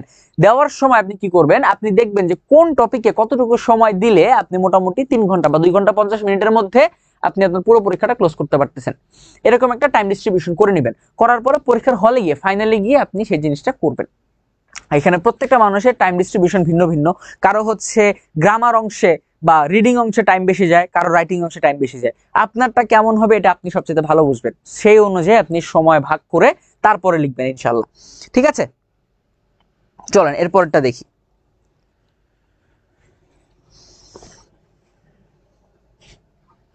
ওকে, এরপর আসেন দেখেন কি বলছে, Mandela went on to play a prominent role in the world stage as an advocate of human dignity in the face of challenges ranging from political repression to AIDS. এখন দেখেন এখানে আরেকটা মজার জিনিস, এখান থেকে কিন্তু আরেকটা প্রশ্ন হইতে পারে। কিরকম প্রশ্ন হইতে পারে? এখানে যে প্যাসেজটা বলছে না, এই প্যাসেজটার মধ্যে দেখেন খেয়াল করে, সে বর্ণবাদের বিরুদ্ধে সংগ্রাম করছে, ওইটা তো আছেই, ওইটা ছাড়াও সে আরো কিছু কাজ করছে, সেই কথাগুলো এখানে বলছে। খেয়াল করে দেখেন, Mandela went to play a prominent role, তিনি একটি প্রমিনেন্ট মানে গুরুত্বপূর্ণ, রোল মানে ভূমিকা, তিনি একটি গুরুত্বপূর্ণ ভূমিকা পালন করেছেন অন দ্য ওয়ার্ল্ড স্টেজ, বিশ্ব মঞ্চে। তিনি কি করেছেন? তিনি বিশ্ব মঞ্চে একটি গুরুত্বপূর্ণ ভূমিকা পালন করেছেন অ্যাজ অ্যান অ্যাডভোকেট, একজন উকিল হিসেবে। এখন উকিলের কাজ কি? উকিলের কাজ হইল কাউকে উপস্থাপন করা, কাউকে রিপ্রেজেন্ট করা, ঠিক আছে, তার ক্লায়েন্টকে আদালতের সামনে উপস্থাপন করা। তার মানে তিনি এখানে অ্যাডভোকেসি করেছেন, মানে তিনি উপস্থাপন করেছেন। উপস্থাপন করেছেন কি? উপস্থাপন করেছেন কিছু চ্যালেঞ্জের কথা, কিছু দুর্যোগের কথা, কিছু বিপদের কথা তিনি উপস্থাপন করেছেন, যে হ্যাঁ এই ধরনের সমস্যা হতে পারে, আমাদের এই সমস্যাগুলোর বিরুদ্ধে পদক্ষেপ গ্রহণ করা দরকার। যেমন এখানে দেখেন কি বলছে, in the face of challenges ranging from political repression to AIDS, ঠিক আছে, তিনি এই পলিটিক্যাল রিপ্রেশন অর্থাৎ রাজনৈতিক নির্যাতন এবং এইডস সংক্রান্ত যে সমস্ত সমস্যা হয়, এই সমস্যাগুলোর ব্যাপারে তিনি বিশ্বমঞ্চে সবার দৃষ্টি আকর্ষণ করেছেন অফ হিউম্যান ডিগনিটি, এবং তিনি এই অ্যাডভোকেসি করেছেন হিউম্যান ডিগনিটি, মানব মর্যাদার। তিনি এই মানব মর্যাদা সংক্রান্ত, মানব মর্যাদা নিয়ে যা কিছু করা দরকার, এই সমস্ত কিছু কিন্তু তিনি করেছেন, ঠিক আছে। ওকে, তারপর দেখেন কি বলছে, এটা তো গেল। এরপরের স্লাইডটাতে আমরা একটু চলে যাই। নাসির উদ্দিন পলাশ বলছেন, ভাইয়া সামারি লেখা শিখায়েন। আচ্ছা, সামারি এই প্যাসেজটা থেকে আমরা আলোচনা করব, এই প্যাসেজ থেকে আমরা আলোচনা করব। আর গ্রাফ চার্টের উপর অলরেডি ক্লাস নিয়েছি একবার, গ্রাফ চার্টের উপর যারা ক্লাসটা করেন তারা করতে পারেন। আজকে সামারি লেখার নিয়মটাও আমরা কিন্তু করব, কোনো সমস্যা নাই। আমরা এই একটা প্যাসেজ পড়ে ফেলবো, পড়ার পরে আমরা সামারি কিভাবে লিখতে হয় সেটা নিয়ে আলোচনা করব ইনশাল্লাহ, কোনো সমস্যা নাই, ঠিক আছে। আপনারা অনেকেই সামারির নিয়ম চাচ্ছেন, সামারির নিয়মটা আপনারা এই স্লাইডের উপর, এই প্যাসেজটার উপরেই কিভাবে লিখতে হয় সেটা আপনারা পেয়ে যাবেন, ঠিক আছে। চলেন আমরা হচ্ছে এই প্যাসেজটা আগে রিডিং পড়ে শেষ করি, তারপরে আমরা অন্য জায়গায় ঢুকবো। কি বলছে, he formally left public life in June 2004, জুনের 2004 সালের জুন মাসে তিনি ফর্মালি মানে আনুষ্ঠানিকভাবে লেফট পাবলিক লাইফ, তিনি পাবলিক লাইফ যেটা মানে জনজীবন, সেটা তিনি পরিত্যাগ করেন। মানে এখন আর আমি মানুষের সামনে আসবো না, আমি নীরবে নিভৃতে একা একা আমার জীবনটুকু যা বাকি আছে সেটা পার করে দিব। বিফোর হিজ 86th বার্থডে, তিনার 86তম জন্মদিনের আগে আগে তিনি পাবলিক লাইফ জনজীবন তিনি পরিত্যাগ করেন, যে না আমি আর বাসা থেকে বেরোবো না, এখন আমি বাসায় বসে বসে কি করব, আমি এখন বাসায় বসে বসে অনলাইন ক্লাস করব। আচ্ছা, টেলিং হিজ অ্যাডোরিং কান্ট্রিম্যান, এবং তিনি যাওয়ার আগে তার প্রিয় দেশের যে মানুষ তাদেরকে, অ্যাডোরিং মানে প্রিয় বা ভালোবাসার, তার ভালোবাসার দেশের মানুষকে, ভালোবাসার জনগণকে তিনি বলে গেলেন যে ডোন্ট কল মি, আমাকে ডাইকো না, আমাকে ডাইকো না, আই উইল কল ইউ, আমি তোমাদেরকে ডাকবো। দরকার হয় যদি কোনো ধরনের ঝামেলা যদি হয়, তাহলে আমি তোমাদেরকে খুঁজে বের করবো, আমারে খুঁজতে এসো না, আমার যা কাজ ছিল সেই কাজ কমপ্লিট করে আমি এখন শেষ করে দিয়েছি। ওকে, তারপরে বলছে দেখেন, but he remain one of the world's most revered public figures, অর্থাৎ তারপরেও তিনি জনজীবনের জনসমক্ষের আড়ালে চলে গিয়েছেন, কিন্তু তারপরেও হি রিমেইন তিনি রয়ে গিয়েছেন one of the world's most revered public figures, অর্থাৎ বাংলা পৃথিবীর একজন সবচাইতে জনপ্রিয় জনপ্রিয় বা সমাদৃত একজন পাবলিক ফিগার হিসেবে, পাবলিক ফিগার বলতে একজন গুরুত্বপূর্ণ ব্যক্তি হিসেবে তিনি কিন্তু রয়ে গিয়েছেন। Combining celebrity sparkle with an unwavering message of freedom, respect and human rights, অর্থাৎ তিনি যদিও জনসম্মুখের আড়ালে চলে গিয়েছেন, কিন্তু তারপরেও তিনি একজন জনপ্রিয় বা সমাদৃত ব্যক্তি হিসেবে রয়ে গিয়েছেন। কম্বাইনিং সেলিব্রিটি স্পার্কলস, যিনি কিনা ছিলেন একই সাথে একজন সেলিব্রিটি মানে একজন বিখ্যাত মানুষ, এবং তার সাথে তার ছিল একটি আনওয়েভারিং মেসেজ, একটি শক্তিশালী বার্তা, একটা মেসেজ ছিল, মেসেজটা ছিল of freedom, respect and human rights. তার মানে কি দেখেন এই জায়গাটুকুর অংশ কি, এই জায়গাটার কাহিনী কি, এই জায়গাটুকুর কাহিনী হচ্ছে এখানে বলতেছে যে তিনি 2004 সালে তিনি জনসম্মুখের আড়ালে চলে যান, কিন্তু তারপরেও তিনি অনেক পপুলার, একজন বিখ্যাত মানুষ হয়ে বেঁচেছিলেন এবং তার পপুলারিটির একটা বড় অংশ ছিল তার একটি শক্তিশালী বার্তা যে এই পৃথিবীতে ফ্রিডম, স্বাধীনতা, রেসপেক্ট, সম্মান অ্যান্ড হিউম্যান রাইটস, মানবাধিকার, এই তিনটা জিনিস একত্রে পাশাপাশি থাকতে হবে। এটা ছিল তার বার্তাটা। তারপরে দেখেন এই জায়গায় কি বলছে যে he is at the epicentre of our time, তিনি আমাদের সময়ের কেন্দ্রবিন্দুতে অবস্থান করছেন। Our in South Africa, South আফ্রিকারও কেন্দ্রবিন্দুতে আছেন তিনি। And yours wherever you are, এমনকি পুরো বিশ্বের যেখানেই আপনি থাকুন না কেন তিনি কিন্তু আপনাদেরও কেন্দ্রবিন্দুতেই, আলোচনার কেন্দ্রবিন্দুতেই আছেন। Nadine Gordimer, the South African writer and Nobel laureate for literature, once remarked. এখন এই কথাটা একজন কিন্তু বইলা গেছে, কিভাবে বুঝলাম? যে দেখেন এইখানে একটা ইনভার্টেড কমা দেওয়া আছে। ইনভার্টেড কমা দেওয়া মানে কথাটা কেউ একজন বলছে। তো এই কথাটা কে বলছে? কথাটা বলছিল নাদিন গৌডিমার নামে এক ভদ্রলোক। এবং তার পরিচয় কি? তার পরিচয় হলো south African writer, south African writer এবং নোবেল লরিয়েট, অর্থাৎ সাউথ আফ্রিকান একজন লেখক ছিলেন তিনি এবং একজন নোবেল লরিয়েট তিনি ছিলেন। নোবেল লরিয়েট মানে কি? নোবেল লরিয়েট মানে হচ্ছে নোবেল বিজয়ী ফর লিটারেচার, ওয়ান্স রিমার্কড। এবং তিনি নোবেল লাভ করেছিলেন, নোবেল পুরস্কার পেয়েছিলেন সাহিত্যের কারণে, সাহিত্যের ওপর। ওয়ান্স রিমার্ক, তিনি একদা এই মন্তব্য করেছিলেন যে নেলসন ম্যান্ডেলা আমাদের সময়ের কেন্দ্রবিন্দুতে আছে, সাউথ আফ্রিকাতেও আছে এবং পুরো বিশ্ব জুড়েও তিনি কিন্তু আমাদের কেন্দ্রবিন্দুতে আছে। ঠিক আছে, ওকে। তারপরে আসেন, এই স্লাইডটা আমাদের কমপ্লিট হয়ে গেল। এরপরের স্লাইডটা আমরা একটু দেখি, কি বলছে। বলছে the years Mandela spent behind bars, যে সময়গুলো, যে সালগুলো, যে বছরগুলো ম্যান্ডেলা কারাগারে কাটিয়েছেন, কারাগারে বন্দী ছিলেন, made him the world's most celebrated political prisoners. এইটা, এই যে জেল খাটার ফলে, মানে একটা জিনিস দেখেন ব্যাপারটা কিরকম। মানুষ, এই যে আমরা বলি না যে ভাইরাল হয়ে যায়, একটা জিনিস কখন ভাইরাল হয়? একটা জিনিস তখনই ভাইরাল হয় যখন হচ্ছে ওইটা কোনো অস্বাভাবিক কিছু হয়। নর্মাল কোনো জিনিস, রাস্তা দিয়ে একটা রিক্সা গেল, এই রিক্সা কোনোদিন ভাইরাল হবে না, কিন্তু রাস্তা দিয়ে একটা রিক্সা উড়ে গেল, ওইটা ভাইরাল হবে। ঠিক একইভাবে নেলসন ম্যান্ডেলার বিষয়টা ছিল অনেকটা এরকম। মানে নেলসন ম্যান্ডেলা জেল খাটছে 27 বছর। এখন আপনি চিন্তা করে দেখেন, পৃথিবীর কোনো মানুষ কিন্তু এরকম মানে একটা আন্দোলনের কারণে বড় ধরনের কোনো অপরাধ না করে 27 বছর জেল খাটার রেকর্ড নাই কারো, কিন্তু নেলসন ম্যান্ডেলার আছে। আলটিমেটলি কি হয়েছে? সে অনেক সুপরিচিত হয়ে গেছে। তখন এই ভাইরাল হয়ে যাওয়া টার্মটা ছিল না, যখনকার ঘটনা তখন এই কথাটা প্রচলিত ছিল না। কিন্তু তারপরেও নেলসন ম্যান্ডেলা মোটামুটি বিশ্ববিখ্যাত হয়ে গেছিলেন যে 27 বছর একটা মানুষ কিনা দাবির জন্য আন্দোলন করতে গিয়ে, দাবি আদায় করার আন্দোলন করতে গিয়ে তিনি 27 বছর জেল খাটছেন। এই জিনিসটা তাকে একটা সেলিব্রিটি বানাইছে, একটা বিখ্যাত মানুষ বানাই দিছে। and a leader of mythic stature for millions of black South Africans। এবং একটা জিনিস দেখেন, সে যখন এরকম করছে, মানে 27 বছর সে যখন জেল খাটছে, যখন কারাবরণ করছে, তখন একটা জিনিস দেখেন,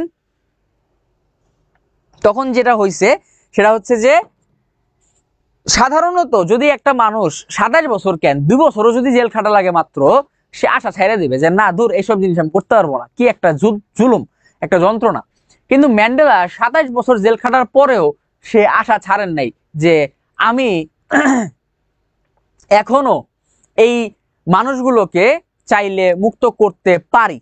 এই জিনিস যখন হচ্ছে গিয়া সাউথ আফ্রিকান জনগণ দেখছে, খ্রিস্টানগোরা যখন দেখছে, তখন এরা না পাগল হয়ে গেছে যে সর্বনাশ, সে আমাদের জন্য তার লাইফে 27টা বছর স্যাক্রিফাইস করে দিল, তাহলে আমরা কি করলাম?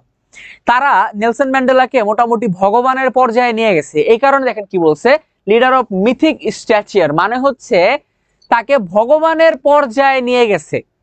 for millions of black South Africans and other oppressed people far beyond his country's borders। এই কাজটা কে করছে? এই কাজটা হচ্ছে সাউথ আফ্রিকান যারা কৃষ্ণাঙ্গ ছিল তারা এই কাজটা করছে, এবং সাউথ আফ্রিকার বাইরে যারা নির্যাতিত নিপীড়িত মানুষ ছিল তারাও এই কাজটা করছে। ঠিক আছে, এই ভদ্রলোকটা আমাদের কাছে দেবতা তুল্য, তাকে দেবতার আসনে বসায় ফেলছে। এই ছিল কথা। ওকে, তারপরে হচ্ছে দেখেন কি ঘটলো ঘটনা, এরপরেরটা আমরা একটু দেখি। বলছে দেখেন, charged with capital offences in the 1963 Rivonia trial, অর্থাৎ 1963 সালে রিভোনিয়া ট্রায়াল নামে একটা মামলা হয়েছিল। দেখেন এই জায়গাটা, এই সেন্টেন্সটা না খুব কনফিউজিং একটা সেন্টেন্স। কেন কনফিউজিং এটা আপনাদেরকে আমি বলতেছি, দেখেন এটা বললে আপনারা বুঝতে পারবেন। একটা জিনিস খেয়াল করেন, এই জায়গাটা পুরোটা একটু পড়েন। দেখেন এই জায়গাটাতে মিনিংটা একটু গোলমেলে লাগতে পারে। কিরকম দেখেন, প্রথমে হচ্ছে চার্জ মানে কোনো কিছুকে চার্জ দেওয়া বোঝায়, তাই তো? মোবাইল চার্জ দেওয়া, কম্পিউটার চার্জ দেওয়া, ল্যাপটপ চার্জ দেওয়া ইত্যাদি। এখানে চার্জ শব্দটার বাংলা হইল অভিযুক্ত, ঠিক আছে? চার্জের বাংলা কি? বাংলা হলো অভিযুক্ত এই জায়গাটাতে। আচ্ছা, চার্জ, তারপর উইথ কোনো কিছুর দ্বারা। তারপর দেখেন ক্যাপিটাল অফেন্স। কেন আমি এই লাইনটা একদম ভেঙে ভেঙে পড়াচ্ছি? কারণ কি, এই ধরনের কিছু সেন্টেন্স আপনারা পাবেন যেগুলোর সেন্টেন্স রিডিং করলে মনে হয় একটা অর্থ এরকম, কিন্তু ভাঙলে মনে হয় কি অর্থটা পুরো উল্টা। সেটাই আপনাদেরকে দেখাচ্ছি। দেখেন ক্যাপিটাল মানে বড় হাতের, অফেন্স মানে অপরাধ, তাইলে বড় হাতের অপরাধ করছে, ঠিক আছে? মনে করেন এটা একটা বড় হাতের অপরাধ, ঠিক আছে? বিষয়টা তো তা না। এখানে ক্যাপিটাল অফেন্স মানে কি? ক্যাপিটাল অফেন্স মানে হইলো, ক্যাপিটাল অফেন্স, এটা যদি আমরা একটু ভাঙি তাহলে বুঝতে পারবেন। ক্যাপিটাল অর্থ মানে বড়, এখানে ক্যাপিটাল মানে সর্বোচ্চ, ঠিক আছে? এখন এখানে ক্যাপিটাল অফেন্স মানে হচ্ছে সর্বোচ্চ অপরাধ। এবং সর্বোচ্চ অপরাধ কাকে বলা হয়? সর্বোচ্চ অপরাধ হচ্ছে দুইটা, একটা হচ্ছে মার্ডার, খুন করা কাউকে, আর আরেকটা হচ্ছে দেশদ্রোহিতা করা। এই দুইটাকে বলা হয় ক্যাপিটাল অফেন্স। তাহলে এখানে দেখেন এই যে ক্যাপিটাল অফেন্স, এই দুইটা কথাকে আপনি যখন একত্রে পড়তে যাবেন তখন এখানে অর্থ আসবে দুইটা, হয় কাউকে খুন করা বোঝাচ্ছে, না হলে এখানে দেশদ্রোহিতার কথা বোঝাচ্ছে। এখন আমার প্রশ্ন হচ্ছে, নেলসন ম্যান্ডেলা কাউকে খুন করছে? করে নাই। তাহলে এখানে ক্যাপিটাল অফেন্স মানে হলো দেশদ্রোহিতা। খেয়াল করে দেখেন, দেশদ্রোহিতা এই জিনিসটার ইংরেজিটা আসলে কি আইলো? এখানে অর্থ হওয়ার কথা ছিল কি, আর অর্থটা হইল কি?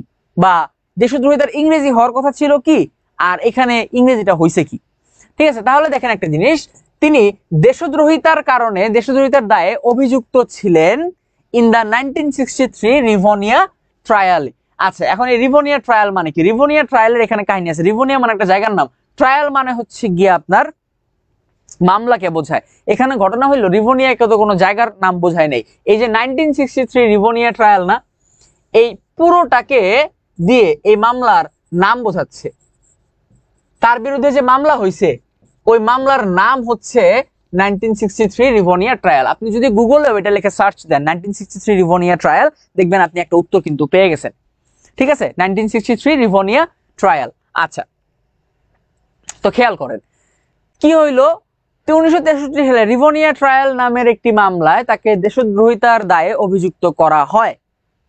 এরপরে বলছে দেখেন, হিজ স্টেটমেন্ট, তার বিবৃতি বা বক্তব্য, from the dock was his political testimony. Dock শব্দটার বাংলা হইলো কাঠগড়া, ঠিক আছে?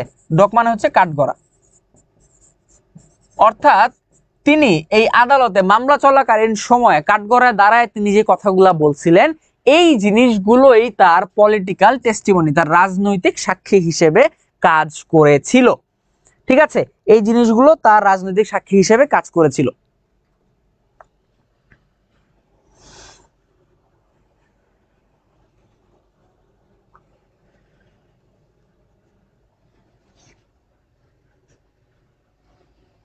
ওকে,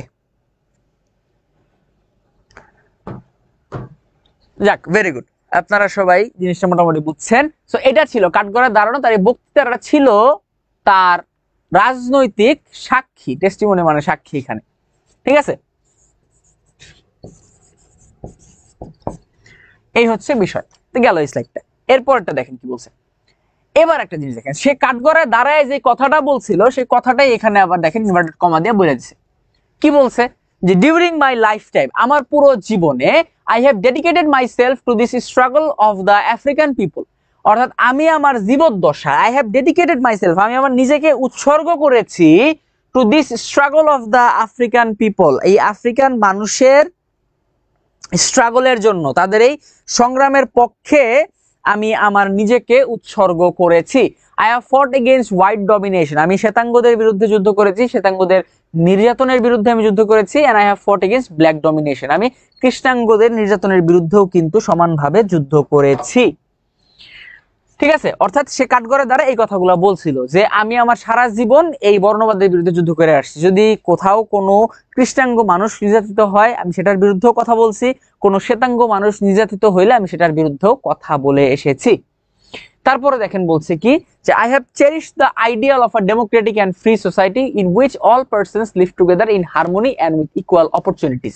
হি টোল্ড দ্য কোর্ট, তিনি আদালতকে যে কথাটা বলছিলেন সেটা হচ্ছে হি টোল্ড দ্য কোর্ট যে আই হ্যাভ চেরিশড, আমি একটি স্বপ্নকে লালন করেছি, the ideal of a Democratic and free society, এবং স্বপ্নটা ছিল যে আমাদের সমাজটা হবে একটি ডেমোক্রেটিক গণতান্ত্রিক এবং মুক্ত একটি সমাজ, মানে সবাই সবার মতো স্বাধীনতার চর্চা করতে পারবে, ইন হুইচ যেখানে কিনা all persons live together in harmony, এবং যেখানে সমস্ত ব্যক্তিরাই একত্রে হাসি খুশি ভাবে বসবাস করতে পারবে, এন্ড উইথ ইকুয়াল অপরচুনিটিস, এবং সমান সুযোগ সুবিধা নিয়ে বসবাস করতে পারবে।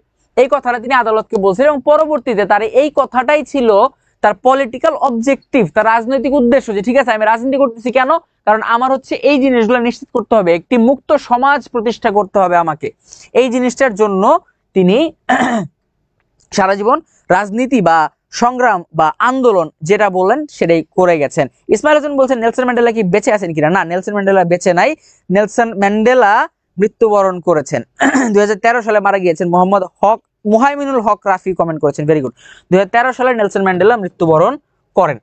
ওকে, তারপরে দেখেন কি বলছে, it is an ideal I hope to live for and to achieve, এই আদর্শের জন্যই আমি বেঁচে আছি এবং এই আদর্শকে আমি অর্জন করতে চাই, মানে এই যে গণতান্ত্রিক মুক্ত সমাজ প্রতিষ্ঠা। But if it needs to be, কিন্তু যদি কখনো প্রয়োজন হয়, দেখেন এখানে কি বলছে, নিডস বি, এটা দেখলে আপনার মনে হইতে পারে যে এটা কেমন গ্রামার হইলো, কিন্তু এটাই গ্রামার। এখানে নিডস বি মানে হচ্ছে যদি প্রয়োজন হয়। It is an ideal for which I am prepare to die, আমি এই জিনিস অর্জন করার জন্য, মানে এই যে মুক্ত এবং গণতান্ত্রিক সমাজ প্রতিষ্ঠা করার জন্য I am prepared to die, আমি আমার জীবনকে উৎসর্গ করতেও রাজি আছি, আমি মৃত্যুবরণ করতেও রাজি আছি। তারপরে দেখেন কি বলছে এখানে, ফ্রেন্ডস অ্যাডোর্ড ম্যান্ডেলা, ম্যান্ডেলার ফ্রেন্ডরা তাকে খুবই ভালোবাসতেন অ্যান্ড ফন্ডলি কল্ড হিম মাদিবা, এবং তাকে কি বলে ডাকতেন, মাদিবা বলে ডাকতেন। কেন মাদিবা বলে ডাকতেন? কারণ মাদিবা ছিল তার গোত্রের নাম, যে গোত্রে তিনি জন্মগ্রহণ করেছিলেন সেই গোত্রের নাম ছিল মাদিবা। যেমন একটা জিনিস দেখেন, আমাদের দেশেও কিন্তু অনেক সময় এরকম হয় যে কোনো কোনো মানুষকে আমরা তার ধরে ডাকি, তার বংশ পরিচয় ধরে ডাকি। যেমন ধরেন একজনের নাম ওই যে এই ইয়েতেই তো ছিল, কি বলে, লাল সালু উপন্যাসে বুড়ো রহমান বলে একজন ছিল না? দেখেন একটা জিনিস, রহমান কিন্তু কারো ডাক নাম না, রহমান কিন্তু বংশের নাম, ঠিক আছে, সারনেম। তো এই জায়গাতে তাহলে রহমান বলে কাউকে ডাকার কিন্তু কথা না, কিন্তু তারপরে হচ্ছে বুড়ো রহমান বলে একটা মানুষ কিন্তু ছিল, তাকে রহমান বলেই ডাকা হইতো। লাল সালু উপন্যাস যারা যারা পড়ছেন তারা খুব ভালো করে জানেন। তো বুড়ো রহমানের একটা কাহিনী ছিল ওখানে, সেখানে তাকে রহমান বলে কিন্তু ডাকা হইতো, যেহেতু সে বয়স্ক ছিল তাকে আমরা বুড়ো রহমান ডাকতাম। কেন? কারণ এটা তার বংশের নাম এবং এটাতেই সে স্বাচ্ছন্দ্য বোধ করতে বিধায় এই নামটা প্রচলিত হয়ে গেছে। ম্যান্ডেলার ব্যাপারটাও সেম, ম্যান্ডেলাকে সবাই তার বংশের নাম যেটা মাদিবা সেই নামে ডাকতেন এবং সেই নামে ম্যান্ডেলা মোটামুটি অভ্যস্ত হয়ে গেছিলেন, ঠিক আছে, আদর করে ভালোবেসে তাকে সবাই মাদিবা বলে ডাকতেন। The clan name by which he was known, এবং এটা ছিল তার ক্ল্যান নেম, মানে তার বংশের নাম এটা, ঠিক আছে। এবং people lauded his humanity, kindness and dignity, তার যে হিউম্যানিটি, মানবতা বোধ আর কি, যেটা মানবতা, তারপর হচ্ছে কাইন্ডনেস দয়াশীলতা, এবং তার যে মর্যাদা, এই তিনটা জিনিসকে মানুষ খুবই সম্মান করতেন, ঠিক আছে। এই ছিল আমাদের নেলসন ম্যান্ডেলার প্যাসেজ। ওকে, এখন দেখেন একটা জিনিস খেয়াল করেন, এবার হচ্ছে আমাদের আচ্ছা এটা মাসি পিসিতে ছিল। আলমগীর হোসেন কমেন্ট করছেন, সরি ভুল বলেছি, এটা মাসি পিসিতে ছিল, তাই তো বলে কেন জানি মিলতে ছিল না। এটা বুড়ো রহমান হচ্ছে যে নৌকা চালাইতো মনে হয়, সম্ভবত মেবি এই ভদ্রলোক ছিলেন। আমি হচ্ছে ওই যে ইয়েতে মিলাই ফেলছি, এটা ওই যে দুদু মিয়া ছিল হচ্ছে লাল সালুতে, 7 ছেলের বাপ দুদু মিয়া, এইটা ছিল। আমি বুড়ো রহমানটা মিলাই ফেলছি মাসি পিসির সাথে, সরি ফর দ্যাট। মাসি পিসিতে ছিল, যারা যারা কারেকশন করে দিচ্ছেন তাদেরকে ধন্যবাদ। ওকে,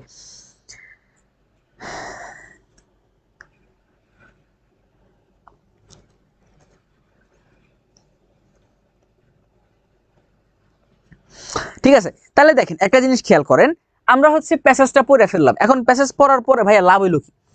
লাভ হইলো এটাই যে এই প্যাসেজটা কিভাবে পড়তে হয় বা সবগুলো প্যাসেজে কিভাবে পড়তে হয় এটা নিয়ে আপনারা একটা আইডিয়া পাইছেন। এখন আশা করি এই জিনিসটা আপনাদেরকে একটা উপকার করবে। এখন একটা জিনিস খেয়াল করেন, প্যাসেজটার পড়ার সিস্টেমটা আমরা দেখছি, প্যাসেজটা আমরা পড়েও ফেলছি। এখন আমরা যে কাজটা করব সেটা একটা সুন্দর কাজ, সেটা হচ্ছে কিভাবে সামারি লিখতে হয় আমরা সেটা করব। ঠিক আছে, সামারি লেখার নিয়ম।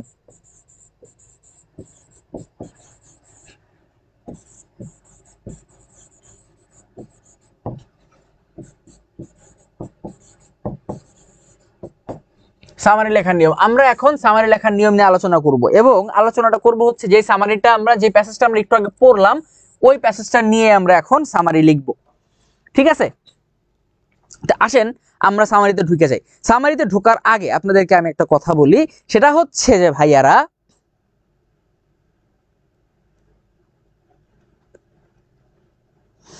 ওকে, সামারি লেখার আগে একটা কথা আপনাদেরকে আমি একটু বলে নিই।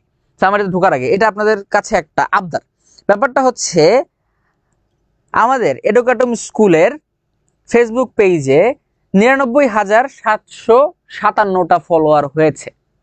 ঠিক আছে, তার মানে কি? তার মানে হচ্ছে আমাদের আর মাত্র 243টা ফলোয়ার লাগে, তাহলে হচ্ছে আমরা 1 লাখ ফলোয়ার ছুঁয়ে ফেলবো। ঠিক আছে,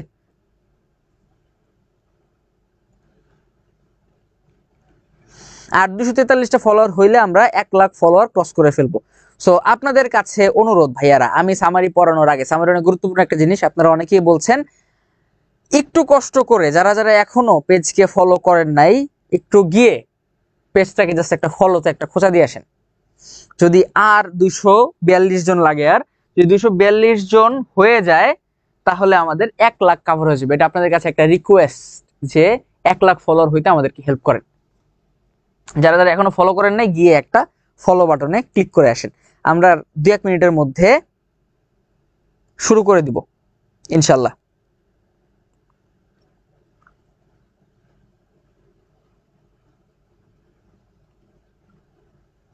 সঞ্জিত আক্তার বলছেন ভাইয়া আগে 2 নাম্বারটা করান, একে একে সবগুলো করবো ভাইয়া, কোনো সমস্যা নাই, প্রত্যেকটাই একে একে করব। ওকে,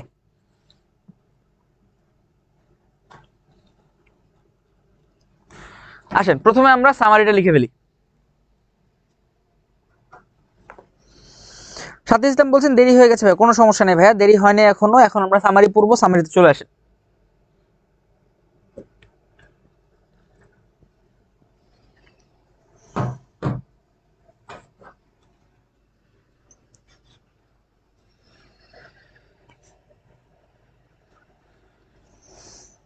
পঁয়ষট্টিটা হইলো, 65টা হইলো, তার মানে বোঝা গেল যে আপনারা বেশ কয়েকদিন এর মধ্যে ফলো দিছেন, কিন্তু আমি দেখতে পাচ্ছি যে আমার লাইভে মানুষ 220 জন, তার মধ্যে আমি ধরে নিলাম যে বেশিরভাগই আমাদের ফলোয়ার অলরেডি, কিন্তু নতুন তো কয়েকজন অন্তত আছেন।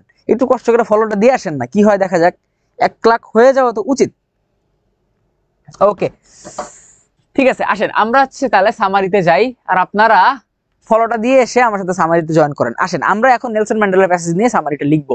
দেখেন সামারি লেখার সিস্টেম আছে, প্রথমেই আপনাকে পরিচয় দিয়ে নিতে হবে, একদম শর্টকাটে 1 সেন্টেন্সের মধ্যে আপনি পরিচয় দিয়ে নেবেন। প্রথম কাজ কি তাইলে? পরিচয়। আমরা প্রথমে এখানে নিয়মটা লিখবো, নিয়ম লেখার পরে আমরা সরাসরি সামারিটা লিখবো প্র্যাকটিস হিসেবে। তাহলে প্রথমে আসেন, প্রথমে হচ্ছে পরিচয়, অর্থাৎ সামারিটা কাকে নিয়ে, ঠিক আছে, গল্পটি কাকে নিয়ে।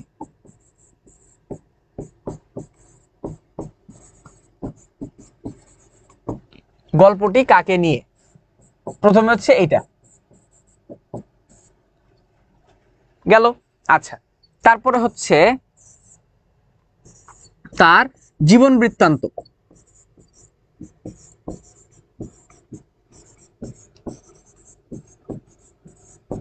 2 নম্বরে এইটা। 3 নম্বরে হচ্ছে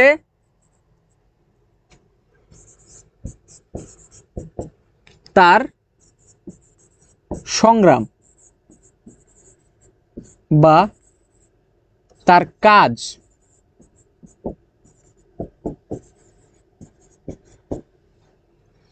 4 নম্বরে হচ্ছে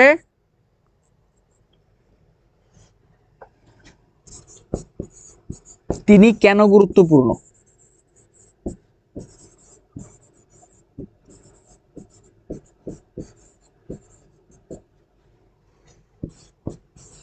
এবং 5 নম্বরে হলো শিক্ষণীয় দিক।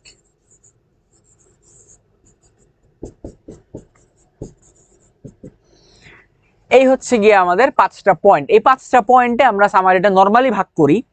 দেখেন, প্রথমে আমরা কি বলতেছি, প্রথমে হচ্ছে পরিচয়, গল্পটি কাকে নিয়ে, প্রথমে হচ্ছে নেলসন ম্যান্ডেলাকে নিয়ে, যেহেতু তাহলে নেলসন ম্যান্ডেলার পরিচয়টা আপনাকে ছোট করে দিয়ে নিতে হবে একটু। নেলসন ম্যান্ডেলার পরিচয়টা, নেলসন ম্যান্ডেলা কে, নেলসন ম্যান্ডেলা কি করছে, ইত্যাদি ইত্যাদি, তিনি কোথাকার মানুষ ছিলেন, এই সমস্ত জিনিস আপনি প্যাসেজ থেকে একটু তুলে লিখে দিবেন, এটা কাজ শেষ। এরপরে হলো 2 নম্বরে তার জীবন বৃত্তান্ত। এবার হচ্ছে নেলসন ম্যান্ডেলার জীবন সম্পর্কিত বা নেলসন ম্যান্ডেলার ব্যাপারে যা কিছু বলা হয়েছে এই সমস্ত জিনিসগুলো আপনি আপনার সামারিতে ইনক্লুড করে দিলেন, তার জীবন বৃত্তান্ত। এরপরে হচ্ছে তার সংগ্রাম বা তার কাজ, নেলসন ম্যান্ডেলা তার জীবনযাত্রায় কি কি কাজ করছেন, যেগুলো উল্লেখযোগ্য কাজ আছে, যেমন কি তিনি বর্ণবাদের বিরুদ্ধে যুদ্ধ করছেন, তিনি হচ্ছে মানবতার পক্ষে কথা বলছেন এবং ইত্যাদি ইত্যাদি যা কিছু করে গেছেন, এই সমস্ত জিনিস আপনি এর পরের পয়েন্টে লিখে দিলেন। 3 নম্বরে গেল।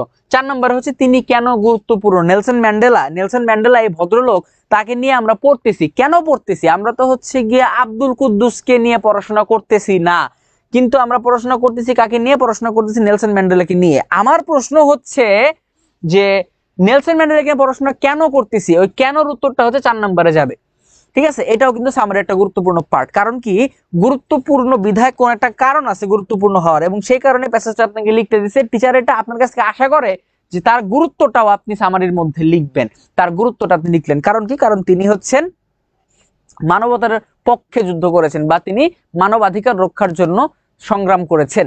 এরপরে 5 নম্বরে শিক্ষণীয় দিক, যে এই প্যাসেজটা পড়লে আমরা কি শিখতে পারি, এই জিনিসটা আপনি 5 নম্বর পয়েন্টে গিয়ে লিখবেন, যে এই প্যাসেজটা বা নেলসন ম্যান্ডেলার গল্পটা পড়ার পর, নেলসন ম্যান্ডেলার প্যাসেজটা পড়ার পর আমরা কি শিখলাম, নেলসন ম্যান্ডেলাকে নিয়ে কি শিখলাম, বা আমার জীবন সম্পর্কে আমি কি কি শিখলাম, এই জিনিসগুলো আপনি লিখে সামারিটা কমপ্লিট করবেন। এই হচ্ছে গিয়ে আমাদের সামারি লেখার টেকনিক। এবার আসেন আমরা এই সামারিটা ডাইরেক্ট লিখে ফেলি। লিখলে আপনি এই প্রত্যেকটা পয়েন্ট বুঝে ফেলবেন যে কোনটা কিভাবে লিখতে হয়। ঠিক আছে, এই প্রত্যেকটা পয়েন্ট আপনি বুঝে ফেলবেন। আসেন আমরা একটা একটা করে প্রত্যেকটা পয়েন্ট ধরে ধরে পুরো সামারিটা একবার লিখি, তাহলে আইডিয়া হবে একটা। প্রথমে কি করতে হবে, প্রথমে পরিচয়। ঠিক আছে, আমি লিখলাম the passage is about Nelson Mandela. The passage is about Nelson Mandela. প্যাসেজটি নেলসন ম্যান্ডেলাকে নিয়ে।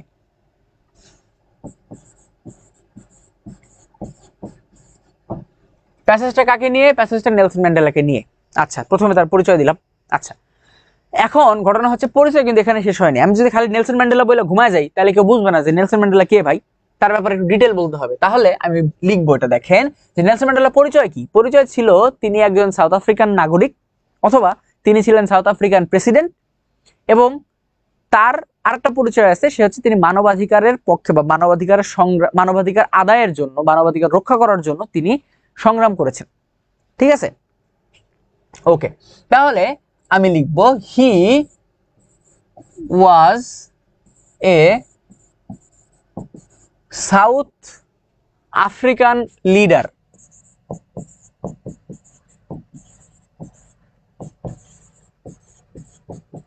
তিনি ছিলেন একজন south African leader and president, এবং তিনি ছিলেন রাষ্ট্রপতি, অ্যান্ড সাউথ আফ্রিকাস প্রেসিডেন্ট, সাউথ আফ্রিকার প্রেসিডেন্ট, এবং তিনি সাউথ আফ্রিকার রাষ্ট্রপতি ছিলেন।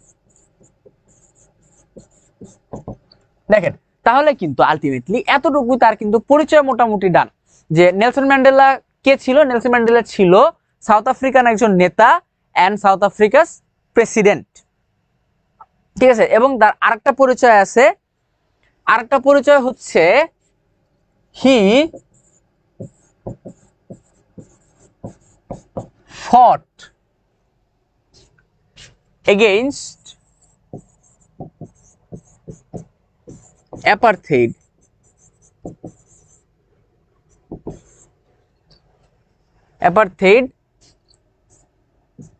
in his country, এবং তিনি তার দেশে বর্ণবাদের বিরুদ্ধে যুদ্ধ করেছেন। ঠিক আছে, খেয়াল করে দেখেন, তাহলে নেলসন ম্যান্ডেলার পরিচয় কিন্তু এখানেই মোটামুটি ক্লোজ। কারণ কি, নেলসন ম্যান্ডেলার ব্যাপারে যদি কাউকে জিজ্ঞেস করা হয় তখন সে এই কথাগুলাই বলবে যে নেলসন ম্যান্ডেলা কে ছিল। নেলসন ম্যান্ডেলা ছিল একজন সাউথ আফ্রিকান নেতা এবং সাউথ আফ্রিকার প্রেসিডেন্ট। এবং তার কথা বলা হচ্ছে কারণ তিনি বর্ণবাদের বিরুদ্ধে তার দেশে যুদ্ধ করেছেন। এতটুকুই তার পরিচয়। তাহলে দেখেন পরিচয় পর্ব শেষ, এতটুকুতে পরিচয় পর্ব ক্লোজ। এরপরে কি আসবে? এরপর হচ্ছে তার জীবন বৃত্তান্ত। এবার হচ্ছে জীবন বৃত্তান্ত লিখতে হবে আমাকে, অর্থাৎ নেলসন ম্যান্ডেলা তার জীবদ্দশায় সে কি কি করে গেছেন, নেলসন ম্যান্ডেলা জীবদ্দশায় কি কি করে গেছেন, এই জিনিসটা আমরা এখন লিখবো। আচ্ছা লেখেন Nelson Mandela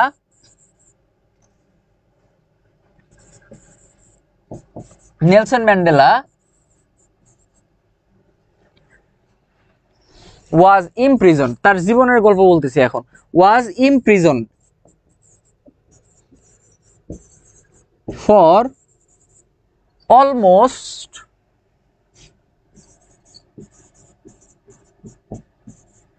30 years. Nelson Mandela was imprisoned for almost 30 years for his fight against অ্যাপারথেইড। এবার দেখেন তার জীবন বৃত্তান্তের একটা অংশ আমি লিখলাম এখানে। নেলসন ম্যান্ডেলা প্রায় 30 বছর কারাবন্দী ছিলেন ফর হিজ ফাইট এগেইনস্ট অ্যাপারথেইড, বর্ণবাদের বিরুদ্ধে যুদ্ধ করার কারণে। ঠিক আছে, এবার আসেন আরেকটু জীবন বৃত্তান্ত বাকি আছে, সেটা একটু লিখি। লেটার, পরবর্তীতে, হি ওয়াজ ফ্রিড, তাকে মুক্ত করা হয় ফ্রম প্রিজন, তাকে কারাগার থেকে মুক্ত করা হয় বাই এফডব্লিউ ডি ক্লার্ক, অর্থাৎ এফডব্লিউ ডি ক্লার্ক তাকে কারাগার থেকে মুক্ত করেন। অ্যান্ড, আচ্ছা এন্ড লাগবে না, এখানে ফুল স্টপ দিয়ে শেষ করলাম। তারপরে আরেকটা ঘটনা ছিল এরকম, নেলসন ম্যান্ডেলা was awarded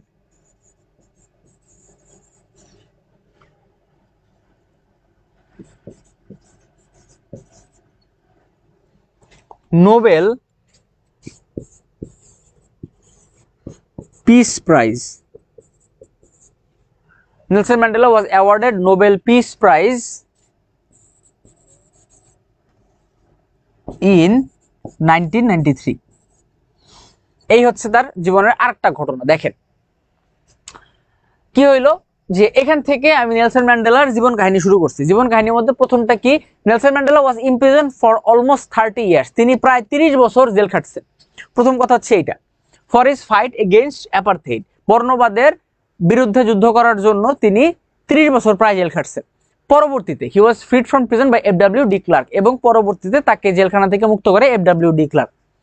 তারপরে হচ্ছে ফুল স্টপ দিয়ে দেখেন আরেকটা ঘটনা, Nelson Mandela was awarded Nobel peace prize in 1993, 1993 সালে তিনি নোবেল শান্তি পুরস্কার লাভ করেন। এটাও কিন্তু তার জীবনের একটা ঘটনা, এটা একটা।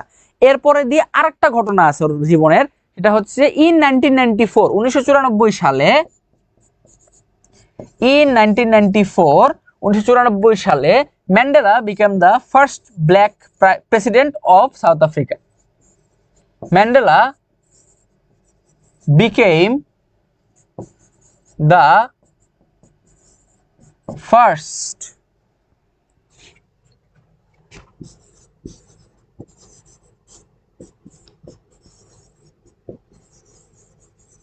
president of South Africa.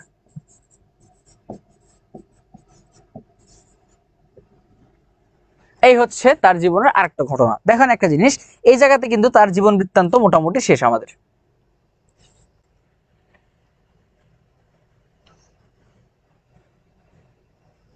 ঠিক আছে, এই হচ্ছে গিয়ে আমাদের নেলসন ম্যান্ডেলার জীবন বৃত্তান্ত গেল।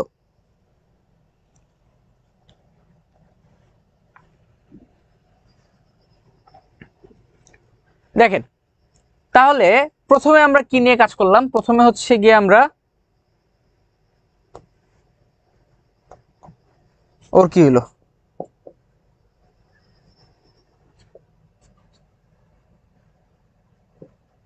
আচ্ছা, প্রথমে হচ্ছে তার পরিচয় দিলাম, ডান। তার জীবন বৃত্তান্ত লিখলাম, ডান। এইবার হচ্ছে তার সংগ্রাম নিয়ে আমরা আরেকটু লিখবো, মানে তার কাজগুলা কি ছিল। এখন সে তো হচ্ছে বর্ণবাদের বিরুদ্ধে সংগ্রাম করছে, এটা আমরা জানি, কিন্তু সংগ্রাম করার জন্য সে কি কি করছে এই জিনিসটা হচ্ছে তাকে আমরা কিন্তু লিখি নাই এখনো, তার কাজগুলো আমরা এখনো লিখি নাই। আচ্ছা, তার কাজগুলো আমরা এখন একটু লিখি। সেগুলো হচ্ছে আমরা কিভাবে লিখবো খেয়াল করেন।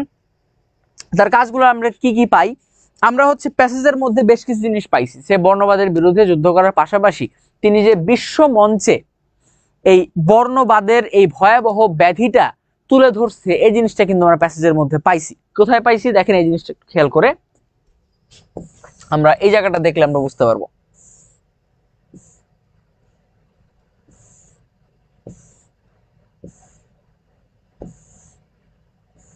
এই যে, এই দেখেন, Mandela went on to play a prominent role on the world stage as an advocate of human dignity in the face of challenges ranging from political repression to AIDS। তার মানে হইল যে তিনি বিশ্ব মঞ্চে মানব মর্যাদার জন্য তিনি কিন্তু নিজে গিয়ে দাঁড়িয়েছেন, বিশ্ব মঞ্চের সামনে তিনি দাঁড়িয়েছেন যে হ্যাঁ আমাদেরকে মর্যাদা দিতে হবে। তাহলে দেখেন, তিনি আন্তর্জাতিকভাবে একটা প্রভাব বিস্তার করার চেষ্টা করেছেন যাতে হচ্ছে এই বর্ণ বৈষম্য দূর করা যায়। এই হচ্ছে গিয়ে আমাদের তার কাজগুলোর মধ্যে একটা ছিল। তারপরে হচ্ছে আর একটা জিনিস খেয়াল করেন, এই যে এই জিনিসটা তার পলিটিক্যাল স্টেটমেন্ট, যেটা মানে যেটা সে কাঠগড়ায় দাঁড়ায় বলছিল, এই জিনিসটাও কিন্তু অনেক গুরুত্বপূর্ণ। তার এটাও কিন্তু তার একটা কাজ। During my lifetime I have dedicated myself to this struggle of the African people. I have fought against white domination and I have fought against black domination। এটাও কিন্তু তার একটা কাজ। তার মানে আলটিমেটলি কি, আলটিমেটলি হলো আমার এই দুটা জিনিসও সামারির মধ্যে অন্তর্ভুক্ত করতে হবে। আচ্ছা, তাহলে আমরা এখন এটাতে চলে যাই। দেখেন কি বলছে, এই জায়গা পর্যন্ত আমরা লিখছি না, এর পরের পেজটাতে গেলাম, এখানে আসেন। এবার হচ্ছে আমরা কি করব, এবার আমরা নেলসন ম্যান্ডেলার সংগ্রাম বা তার কাজ সংক্রান্ত লিখব। আচ্ছা, আমরা লিখি যে Nelson Mandela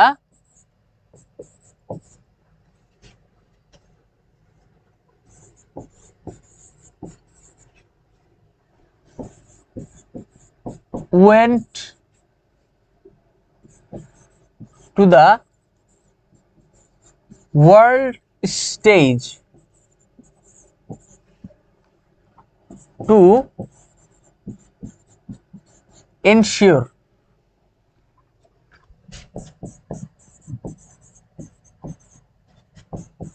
human rights and to remove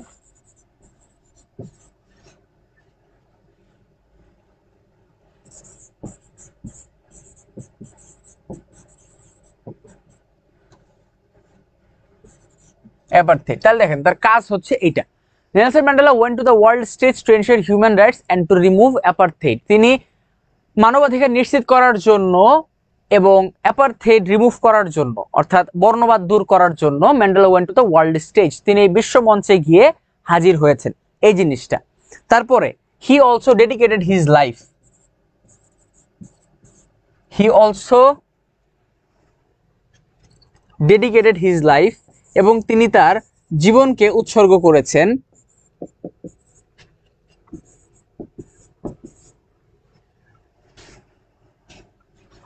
against বিরুদ্ধে, against black domination and white domination।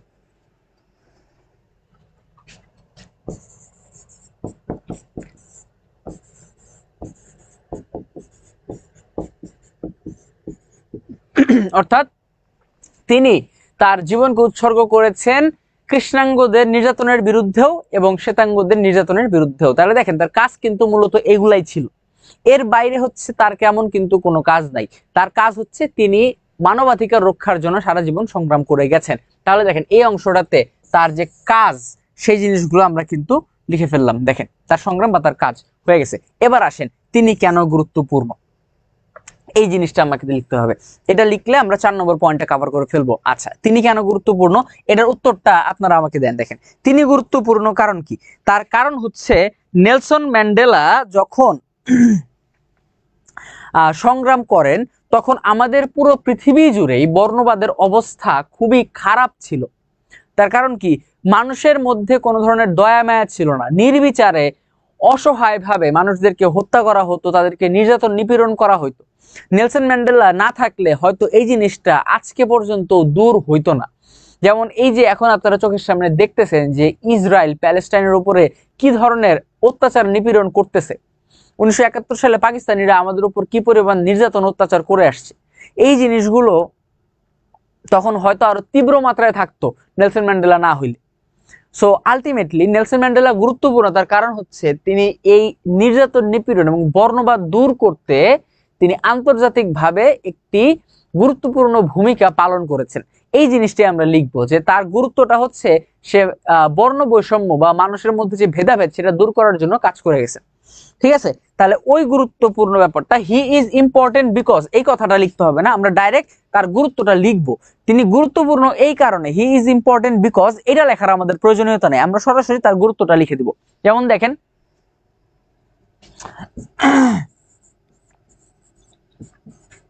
Nelson Mandela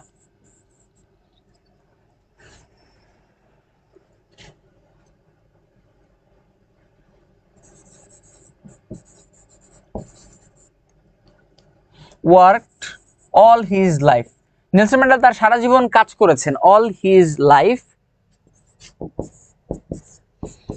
to ensure, all his life to ensure human rights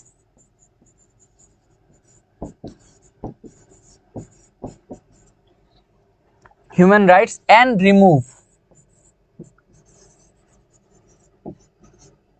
remove discrimination।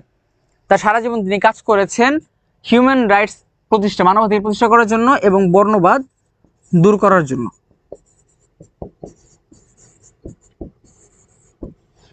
ঠিক আছে, এবং তিনি একটি গুরুত্বপূর্ণ ভূমিকা পালন করেছেন।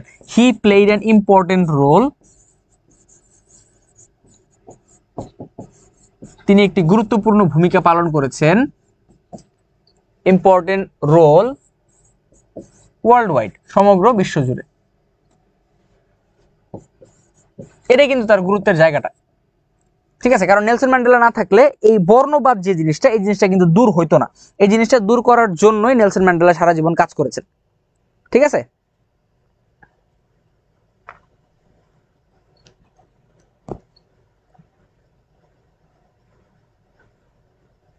আচ্ছা, কয়েকজন কমেন্ট করেছে সামারি কি বেশি বড় হয়ে যাচ্ছে কিনা। না, সামারি বেশি বড় হয়নি, আমি এখানে ফাঁকা ফাঁকা করে লিখতেছি দেখি এরকম। আপনি যদি এই জিনিসটাই লিখে দিয়ে আসেন দেখবেন যে আপনার সর্বোচ্চ আধা পেজের কাছাকাছি গেছে, এর বেশি যাবে না। আধা পেজ সর্বোচ্চ গেলে 3 ভাগের 1 ভাগ হইতে পারে, সরি 4 ভাগের 3 ভাগ হইতে পারে, এর বড় হবে না। আচ্ছা, শেষ। এরপর হচ্ছে দেখেন 4 নাম্বারটাও কমপ্লিট, এরপরে শিক্ষণীয় দিক। ঠিক আছে, এখানে শিক্ষণীয় দিক অনেক রকম কিছু হইতে পারে। শিক্ষণীয় দিকটা আমরা কিভাবে লিখে শেষ করতে পারি খেয়াল করেন। এখানে লেখার জন্য আপনি বেশ কয়েকটা জিনিস টানতে পারেন। তার মধ্যে একটা জিনিস আমরা দেখতে পারি যে অন্যায় অবিচারের বিরুদ্ধে যারাই সংগ্রাম করে তারা সবসময় সফল কাম হয়, কিংবা হচ্ছে আমাদের সবার একটু সহমর্মী বা সহানুভূতিশীল হওয়া উচিত, এটাও একটা শিক্ষণীয় দিক হইতে পারে।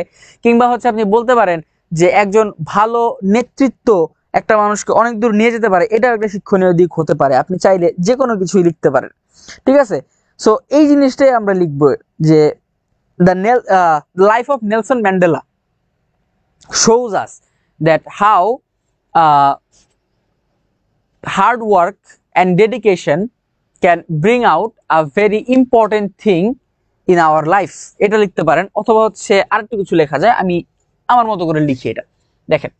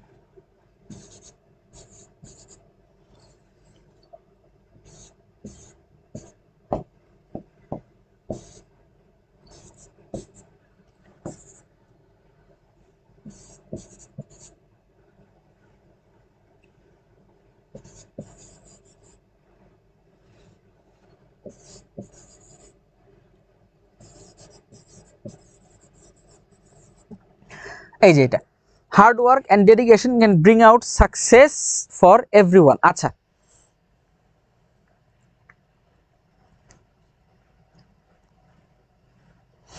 মোহাম্মদ শোভা বলছেন 1-2 পেজে এতগুলো লেখা। না ভাইয়া, এতগুলো লেখা হবে না, লেখা কম।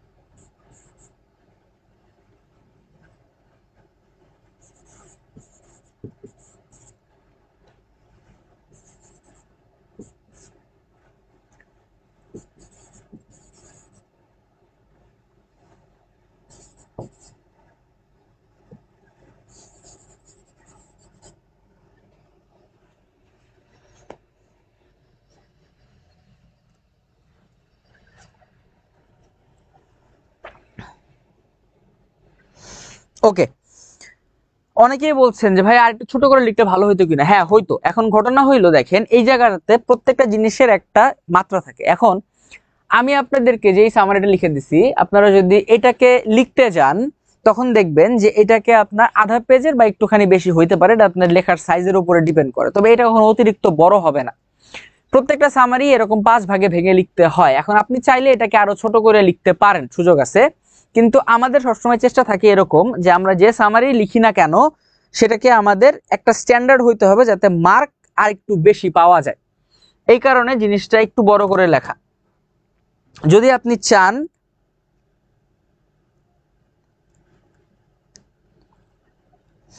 আচ্ছা, যদি আপনি চান আর একটু ছোট করে লিখতে বলেন। আচ্ছা, শুভ বলছেন ভাই আপনি স্ক্রিনে লিখলেন 2 পেজ আর আমাদের বলে 1-2 পেজ হবে না। আমি স্ক্রিনে প্রথমত আমি লিখেছি বড় করে এবং ফাঁকা ফাঁকা করে যাতে আপনারা দেখতে পান। আমি চাইলে আরো ছোট করে লিখে এটাকে এক স্লাইডের মধ্যে নিয়ে আসা যাইতো, ঠিক আছে। এবং আপনারা চাইলে এর চাইতেও ছোট করার সুযোগ আছে। কিন্তু দেখেন, আমি আপনাদেরকে যদি বেশি ছোট করে লিখে দেই তাহলে আপনাদের জন্য জিনিসটা এমন হবে যে আপনি যখন ওটা পড়ে লিখতে যাবেন তখন আপনার লেখাটা আরো ছোট হয়ে যাবে। ব্যাপারটা হচ্ছে, দেখবেন আমি আপনাদেরকে যখন সরি আমি না আমি আপনাদেরকে এখনো ওই অ্যান্সারগুলো দেইনি। আপনি যখন প্যারাগ্রাফ পড়তে যাবেন বা যে কোনো একটা প্যাসেজ রাইটিং পড়তে যাবেন তখন দেখবেন যে জিনিসটা একটু বড় হয়। আপনি যখন পড়বেন, পড়ার পরে যখন লিখবেন, লিখলে দেখবেন জিনিসটা অটোমেটিক একটু ছোট হয়ে গেছে। কারণ কি? কারণ হচ্ছে আপনি একটা জিনিস কখনোই 100% হুবহু লিখতে পারবেন না। লিখে দেখা যায় কি যে আপনি ধরেন 200 পেজের একটা জিনিস পড়ছেন, আপনি লিখতে গেলে সেটার পরিমাণ কমে গিয়ে হয়তো 150 ওয়ার্ড বা হচ্ছে 160 ওয়ার্ড হয়ে যাবে। আপনি কখনোই একদম অ্যাকুরেট লিখতে পারবেন না, বড় তো জীবনও হবে না। তার মানে হইলো আপনি এখন যদি এটাকে 1 পেজ 1.5 পেজ অনুপাতে পড়েন, লিখতে গেলে দেখবেন যে সেটা আপনার একটু ছোট হয়ে যাবে। বলেন স্যার। স্যার কমেন্ট বক্সে একটু প্রবলেম হচ্ছে, একটু চেক করুন। কমেন্ট বক্সে কি রকম প্রবলেম বলেন তো?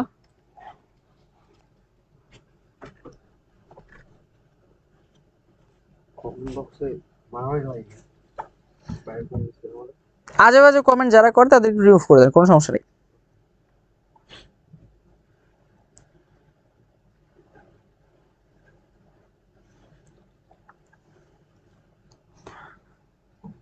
উল্টো পাল্টা কমেন্ট যারা করেছে তাদেরকে একটু ধরে ধরে ব্লক করে দেন, তাহলেই হবে। আচ্ছা, সামারির ঝামেলা শেষ। সামারি কিভাবে লিখতে হয় এই জিনিসটা আপনাদেরকে দেখাইলাম, এবং যেটা ফলো করতে হয় সেটা হচ্ছে এই 5টা পয়েন্ট। এই 5টা পয়েন্ট যদি ফলো করতে পারেন তাহলে আপনাদের সামারি মোটামুটি দাঁড়ায় যাবে, ঠিক আছে। এই হচ্ছে গিয়া সামারির কাহিনী শেষ। এবার আসেন আপনাদেরকে প্রশ্ন উত্তরের যে পার্টগুলো সেগুলো একটু নিয়ে আলোচনা করি। এই জিনিসটাই একটু আলোচনা করব এখন।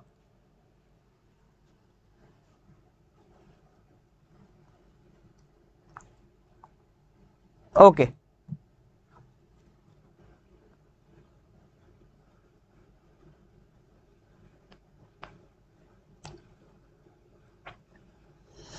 অলরেডি কি 8:55 বাজে? খুব সিরিয়াস অবস্থা। ঠিক আছে, তাহলে হচ্ছে ওদের সাথে আর কিছুক্ষণ নিয়ে শেষ করে দেবো। 9টায় কি ক্লাস আমাদের স্যার? এটাই হচ্ছে আপনার ভিডিও হচ্ছে অ্যাকাউন্টিং। অ্যাকাউন্টিং ক্লাস স্যার এসছে? আচ্ছা ঠিক আছে, একটু ফোন দিয়ে জিজ্ঞেস করেন কোথায় আছে। আমরা হচ্ছে ওদেরকে আরেকটা টপিক নিয়ে আলোচনা করে শেষ করে দিচ্ছি।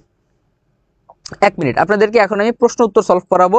আমি প্রশ্নগুলো একটু বের করে নিই, তাহলে আপনাদেরকে সলভ করাতে ইজি হবে জিনিসটা।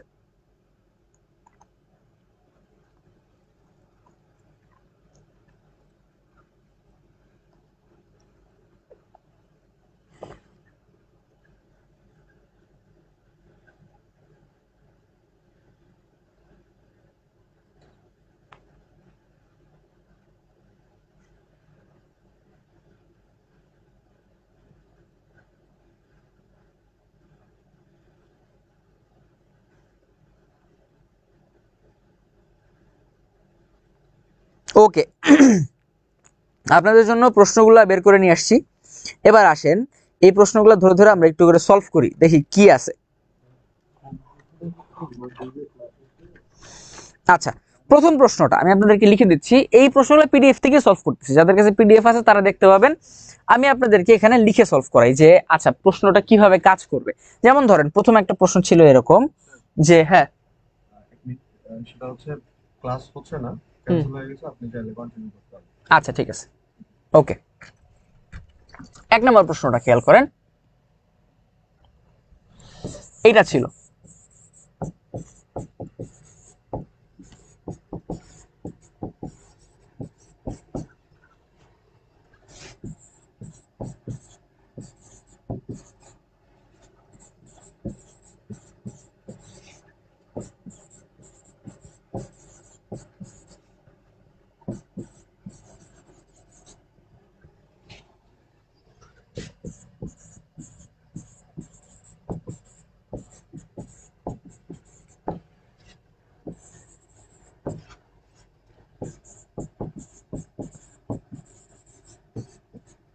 এই প্রশ্নটা একটু খেয়াল করেন সবাই, এটা ছিল প্রথম প্রশ্ন।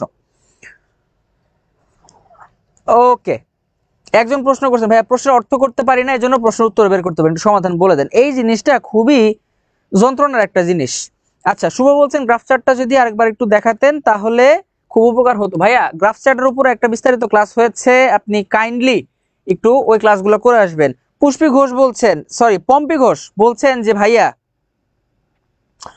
গ্রামার পার্টের একটা ক্লাস দিয়ে। ভাইয়া গ্রামার পার্টের উপর বিস্তারিত ক্লাস হয়েছে, ম্যারাথন ক্লাসগুলো ইউটিউবে আপলোড করা আছে, একটু কাইন্ডলি দেখবেন।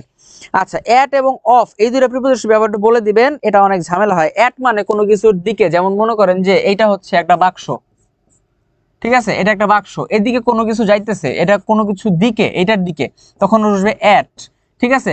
যেমন আমি বললাম যে he is talking at the audience, সে অডিয়েন্সের দিকে তাকায় কথা বলতেছে, ঠিক আছে।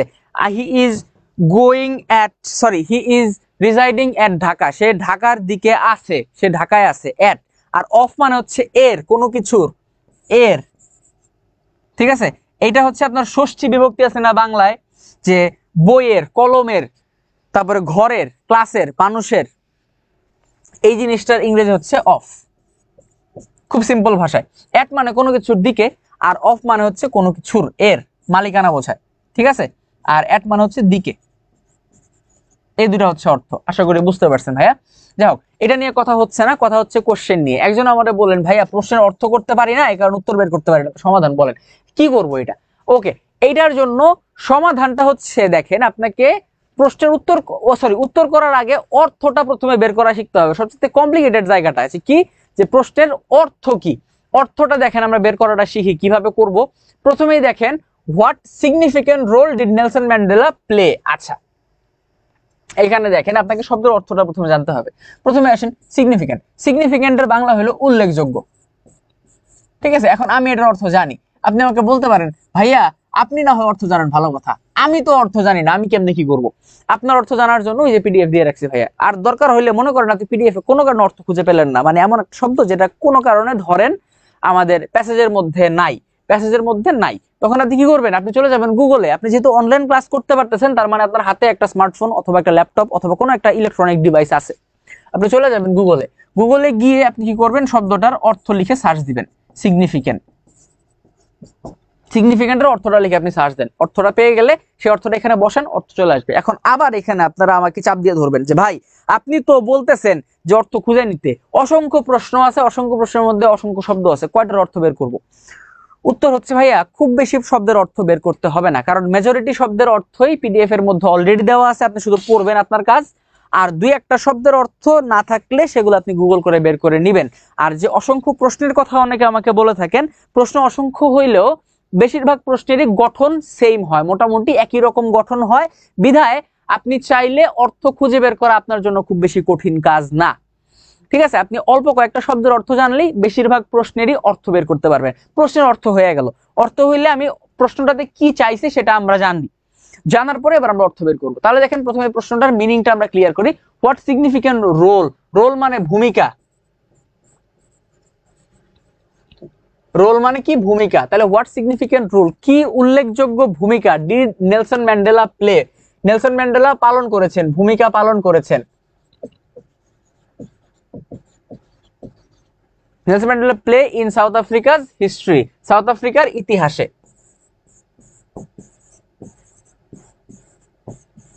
ঠিক আছে, অর্থাৎ সাউথ আফ্রিকার ইতিহাসে নেলসন ম্যান্ডেলা কি গুরুত্বপূর্ণ ভূমিকা পালন করেছেন, এইটা ছিল হচ্ছে আমার প্রশ্নটা। তাহলে দেখেন প্রশ্নের অর্থ পাওয়া গেল। এবার হচ্ছে আমরা এটাকে অর্থ করব, মানে উত্তর করব, সরি অর্থ না। তাহলে দেখেন উত্তরটা কিভাবে লিখতে হবে, খেয়াল করেন। এবার আপনারা যারা যারা ক্লাসে আছেন, এতক্ষণ তো হচ্ছে গিয়ে এই এক নেলসন ম্যান্ডেলা নিয়ে বকবক করছি। এবার আমাকে একটু বলেন তো যে নেলসন ম্যান্ডেলা আসলেই তো কি গুরুত্বপূর্ণ ভূমিকা পালন করছেন, এর একটু আমাকে সবাই বলেন দেখি কমেন্টে, যারা যারা ক্লাসে আছেন তারা একটু আমাকে বলেন।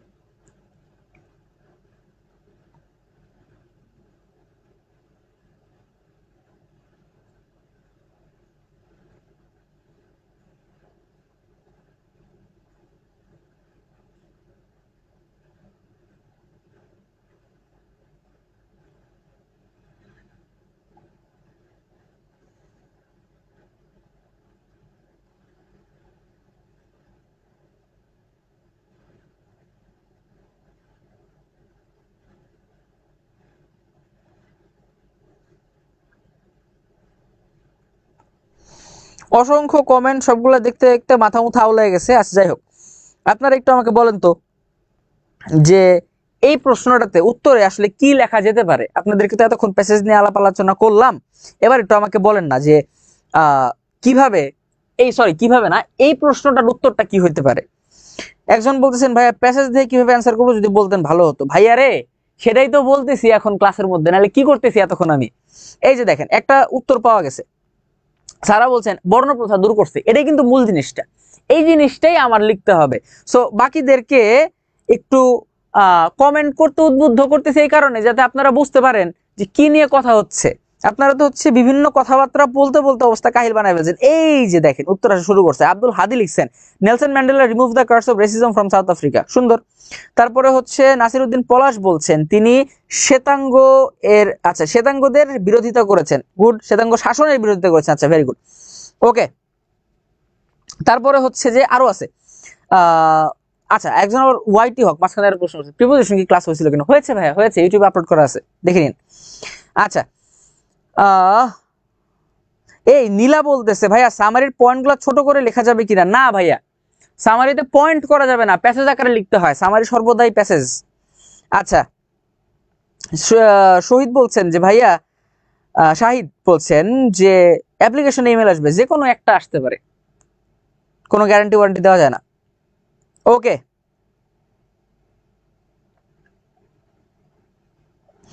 কেলে বোঝা বলছেন ভাইয়া বর্ণবাদের বিরুদ্ধে লড়ছে। আচ্ছা তাহলে দেখেন একটা জিনিস, উত্তর কিন্তু আমরা পেয়ে গেছি। এই যে he was a renowned leader who ended discrimination against black people, Shefa বলছেন। তারপরে নাসির উদ্দিন পলাশ বলছেন কৃষ্ণাঙ্গদের অধিকার প্রতিষ্ঠা আন্দোলন করেন, গুড। তারপরে সাজ্জাদ বলছেন, না সাজ্জাদ হচ্ছে অন্য কথা বলছে, যাই হোক। তারপরে শরীফ বলছেন Nelson Mandela fought against black and white discrimination, he also fight apartheid all his life, okay very good. Sajjad বলছে আপনাদেরকে অফলাইন ব্যাচ আছে কিনা, পড়ান কিনা? হ্যাঁ অফলাইন ব্যাচ আছে আমাদের, আপনি দরকার হয় আমাদের অফিসে চলে আসেন, অফিসে আসলে কিন্তু অফলাইন ব্যাচ সম্পর্কে আপনি বিস্তারিত আইডিয়া পেয়ে যাবেন। তবে 25 ব্যাচ হলে পাবেন না, 26 ব্যাচ হলে আপনাদের জন্য একটা ব্যাচ আছে, ওকে। আচ্ছা দেখেন তাহলে আমরা উত্তর পেয়ে গেছি। উত্তরের হচ্ছে একটাই কথা, সেটা হচ্ছে বর্ণবাদের বিরুদ্ধে লড়েছেন, বর্ণবাদের বিরুদ্ধে সংগ্রাম করেছেন, তাই তো, বর্ণবাদের বিরুদ্ধে সংগ্রাম করেছেন। এখন বক্তব্য হইল এই উত্তরটাই অনেকে অনেকভাবে কমেন্ট বক্সে লিখছেন, আমি এটাই আপনাদের কাছে যাচ্ছিলাম। এখন আমরা কি করব, আমরা হচ্ছে এই জিনিসটাকে সুন্দর করে ইংরেজিতে গুছায় লিখবো, তাইলে আমার অ্যান্সারের কিন্তু উত্তর হয়ে যাচ্ছে। দেখেন খেয়াল করে কি লিখবো আমরা। আমি লিখলাম নেলসন ম্যান্ডেলা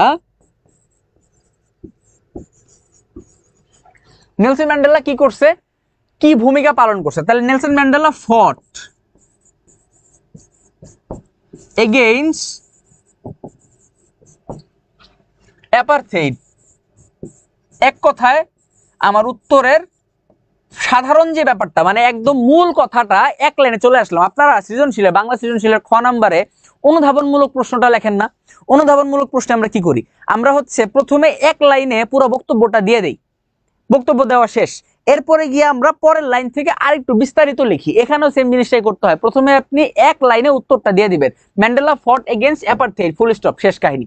আমার দেখেন এক লাইনে উত্তর শেষ। এবার আপনি আরেকটু বিস্তারিততে যান, কারণ কি, কারণ এখানে প্রত্যেকটা প্রশ্নে মার্ক মেলা, 3 মার্কের প্রশ্ন, 3 মার্কের প্রশ্ন মানে এখানে আপনার বেশ কিছু জিনিস লিখতে হবে। চিন্তা করে দেখেন, আপনি সি নাম্বার যেটা মানে হচ্ছে যে সৃজনশীলের গ যেটা, সেই গ নাম্বারে আপনি কত কিছু লেখেন 3 মার্কের জন্য। সো এখানে 3 মার্কের জন্য আপনাকে আরেকটু লিখতে হবে।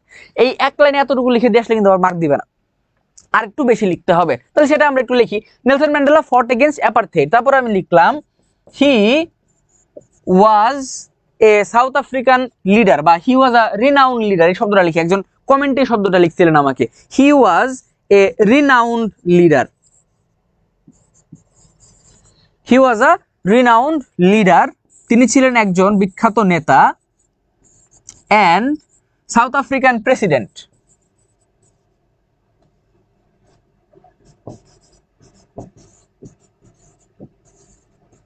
and South African president,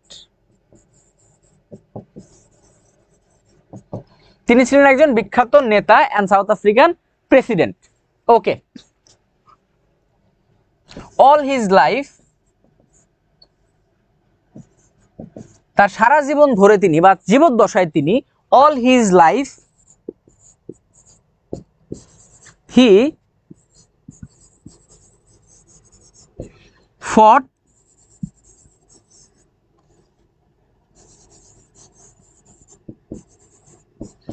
against white domination and black domination.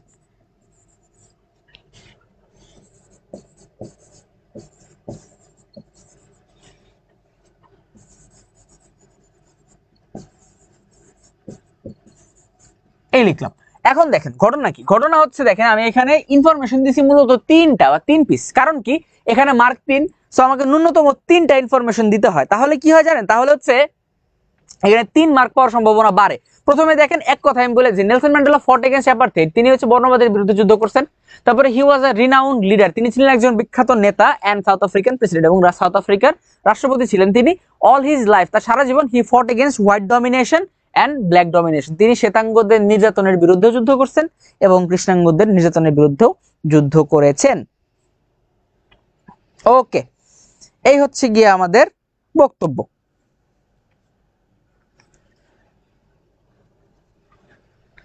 এই দেখেন মাঝহার উদ্দিন রিফাত একটা কাহিনী করছে, সেই জিনিসটা আমি আপনাদেরকে সুন্দর করে বলি, তাহলে আপনারা বুঝবেন যে আমি আসলে কি করাইতে যাচ্ছি আপনাদেরকে দিয়ে। তিনি কমেন্ট করছেন যে নেলসন ম্যান্ডেলা দক্ষিণ আফ্রিকার ইতিহাসের এক অতিশয় গুরুত্বপূর্ণ ও ঐতিহাসিক ভূমিকা পালন করেন। তার সবচেয়ে উল্লেখযোগ্য অবদান ছিল বর্ণবাদ বিরোধী আন্দোলনে নেতৃত্ব দান এবং একটি গণতান্ত্রিক ন্যায় ভিত্তিক ও সাম্যের দক্ষিণ আফ্রিকা গড়ে তোলা। দেখেন এই যে উত্তরটা, এটা কিন্তু খুব আর্টিকুলেটেড, মানে খুব গোছানো একটা উত্তর, কিন্তু ঝামেলা হচ্ছে উত্তরটা লিখছে বাংলায়। আমাদের কি করতে হবে, এই বাংলা উত্তরটাকে ইংরেজিতে করতে হবে। এখন দেখেন এই বাংলা উত্তরটাও কিন্তু গুরুত্বপূর্ণ, কারণ আপনি যদি বাংলা উত্তর বা বাংলা তথ্য বের করে নিয়ে আসতে পারেন, সেটাকে আপনি আস্তে আস্তে অনুবাদ করতে পারবেন। কিন্তু আপনি যদি অর্থটাই না বুঝেন, তাহলে তো আপনি বাংলা উত্তরও পারবেন না, আর ইংরেজি উত্তর লেখা তো প্রশ্নই ওঠে না। সো এটাকে আমরা অনুবাদ করি, দেখেন কি বলছে, নেলসন ম্যান্ডেলা দক্ষিণ আফ্রিকার ইতিহাসে অতিশয় গুরুত্বপূর্ণ ও ঐতিহাসিক ভূমিকা পালন করেন। তাহলে আমি লিখবো Nelson Mandela played a very important role in the history of South Africa, দক্ষিণ আফ্রিকার ইতিহাসে তিনি একটি গুরুত্বপূর্ণ ভূমিকা পালন করেন। তারপরে দেখেন কি বলছে, তার সবচেয়ে উল্লেখযোগ্য অবদান ছিল বর্ণবাদ বিরোধী আন্দোলনের নেতৃত্ব দান। His most important role was, বর্ণবাদ বিরোধী আন্দোলনের নেতৃত্ব দান ওয়াজ লিডারশিপ ইন দ্য অ্যাপারথেইড মুভমেন্ট, অর্থাৎ বর্ণবাদ বিরোধী আন্দোলনে তার নেতৃত্ব দান এবং একটি গণতান্ত্রিক ও ন্যায়ভিত্তিক সাম্যের দক্ষিণ আফ্রিকা গড়ে তোলা, and establishing our democratic and justice, না establishing democracy and justice in South Africa, এটা ছিল তার কথা। তাহলে দেখেন 3 স্টেপে উত্তরটা আসলো। আরেকবার একটু বলি, দেখেন Nelson Mandela played a very important role in the history of South Africa. তিনি সাউথ আফ্রিকার ইতিহাসে একটি গুরুত্বপূর্ণ ভূমিকা পালন করেন। হি প্লেড হিজ রোল বা he had the most significant role in apartheid অথবা in his fight against apartheid, and he worked all his life for a democratic and socially just South Africa, but he worked by he fight for the establishment of democracy and justice in South Africa. এই হচ্ছে আমাদের প্রশ্নের উত্তর। যারা যারা উত্তর দিয়েছেন তাদের প্রত্যেকের উত্তর সঠিক, ভেরি গুড। এখন ঘটনা হলো আপনাদেরকে এই জিনিসটা লেখা শিখতে হবে। আপনি কি করবেন, আপনি হচ্ছে ধাপে ধাপে এই জিনিসগুলো প্রথমে বাংলায় অর্থটা বের করে অনুবাদ করে তারপরে লিখবেন, ঠিক আছে? ওকে, এবার একটা কাজ করেন। এবার কাজ হচ্ছে আপনাদেরকে লেখার সিস্টেমটা যেটা, সেটা নিয়ে আমি একটা মোটামুটি ধারণা দিলাম। এখন আপনারা যে কাজটা করবেন সবাই মিলে, সেটা হচ্ছে যে নিজেরা প্যাসেজটা একটু বের করবেন। প্যাসেজটা বের করে প্রশ্নের উত্তরগুলো নিজেরা একটু পড়ার চেষ্টা করবেন যে সমাধান করতে পারতেছেন কিনা। কারণ কি, একটা জিনিস দেখেন ভাইয়ারা, আমি আপনাদেরকে চাইলেই সবগুলা প্রশ্নের উত্তর, সবগুলা প্যাসেজ একবারে পড়া যেতে পারবো না, হাতে আমাদের ওই পরিমাণ সময় এখন আর নাই। আপনাদেরকে অন্যান্য সাবজেক্টও পড়তে হচ্ছে। আমি আজকে আপনাদের ক্লাস নিতে আসছি শুধুমাত্র একটা কারণেই, সেটা হচ্ছে যে আপনাদেরকে একটা ধারণা দিতে যে ঠিক আছে ভাইয়ারা, এইটা এভাবে করতে হয়, এই জিনিসটা শেখানোর জন্য। এবং এই জিনিসগুলো নিয়ে আমরা এতক্ষণ আলোচনা করলাম, আপনারা বুঝতে পারছেন কিনা এটা একটু আমাকে একটু বলেন, যে কিভাবে প্রশ্নের উত্তর করতে হয় এবং কিভাবে হচ্ছে প্যাসেজগুলো পড়তে হয়। এই জিনিসটা যদি বুঝে থাকেন তাহলে হচ্ছে আজকের ক্লাসের বিষয়বস্তু আমাদের মোটামুটি শেষ, ঠিক আছে?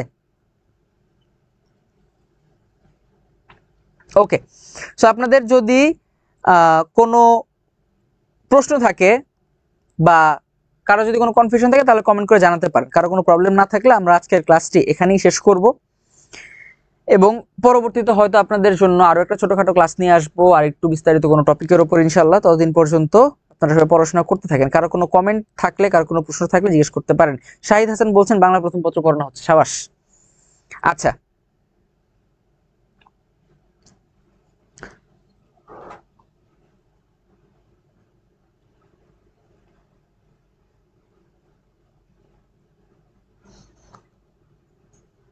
মাজারউদ্দিন রিফাত বলছেন ভাই এর পরের ক্লাস কোনটা হবে? এরপরে হচ্ছে আপনাদেরকে কবিতা নিয়ে একটা ক্লাস নিব। কবিতার সামারি টামারি আসলে কিভাবে লিখতে হয় ওগুলো নিয়ে একটু একটা ক্লাস নিব আপনাদেরকে, আর আরো বেশ কয়েকটা জিনিস নিয়ে একটা ওভারভিউ দিব ইনশাল্লাহ। শরীফ আহমেদ কাউসার বলছেন ভাইয়া 10টা ইম্পর্টেন্ট প্যাসেজ বলে দেন। আসবে ভাইয়া, আসবে, রিল্যাক্স, একটা সাজেশন পেয়ে যাবেন ইনশাল্লাহ। ওকে, সো আপনাদের মোটামুটি কারো কোনো প্রবলেম পাচ্ছি না।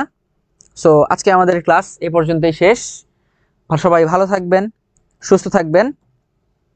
আমরা আবারও দেখা হবে আমাদের কয়েকদিন পর আরো একটি ইংলিশ ক্লাস নিয়ে, 2-1 দিনের মধ্যেই। সো সবাই পড়াশোনা করেন, ভালো থাকুন, সুস্থ থাকুন। আসসালামু আলাইকুম।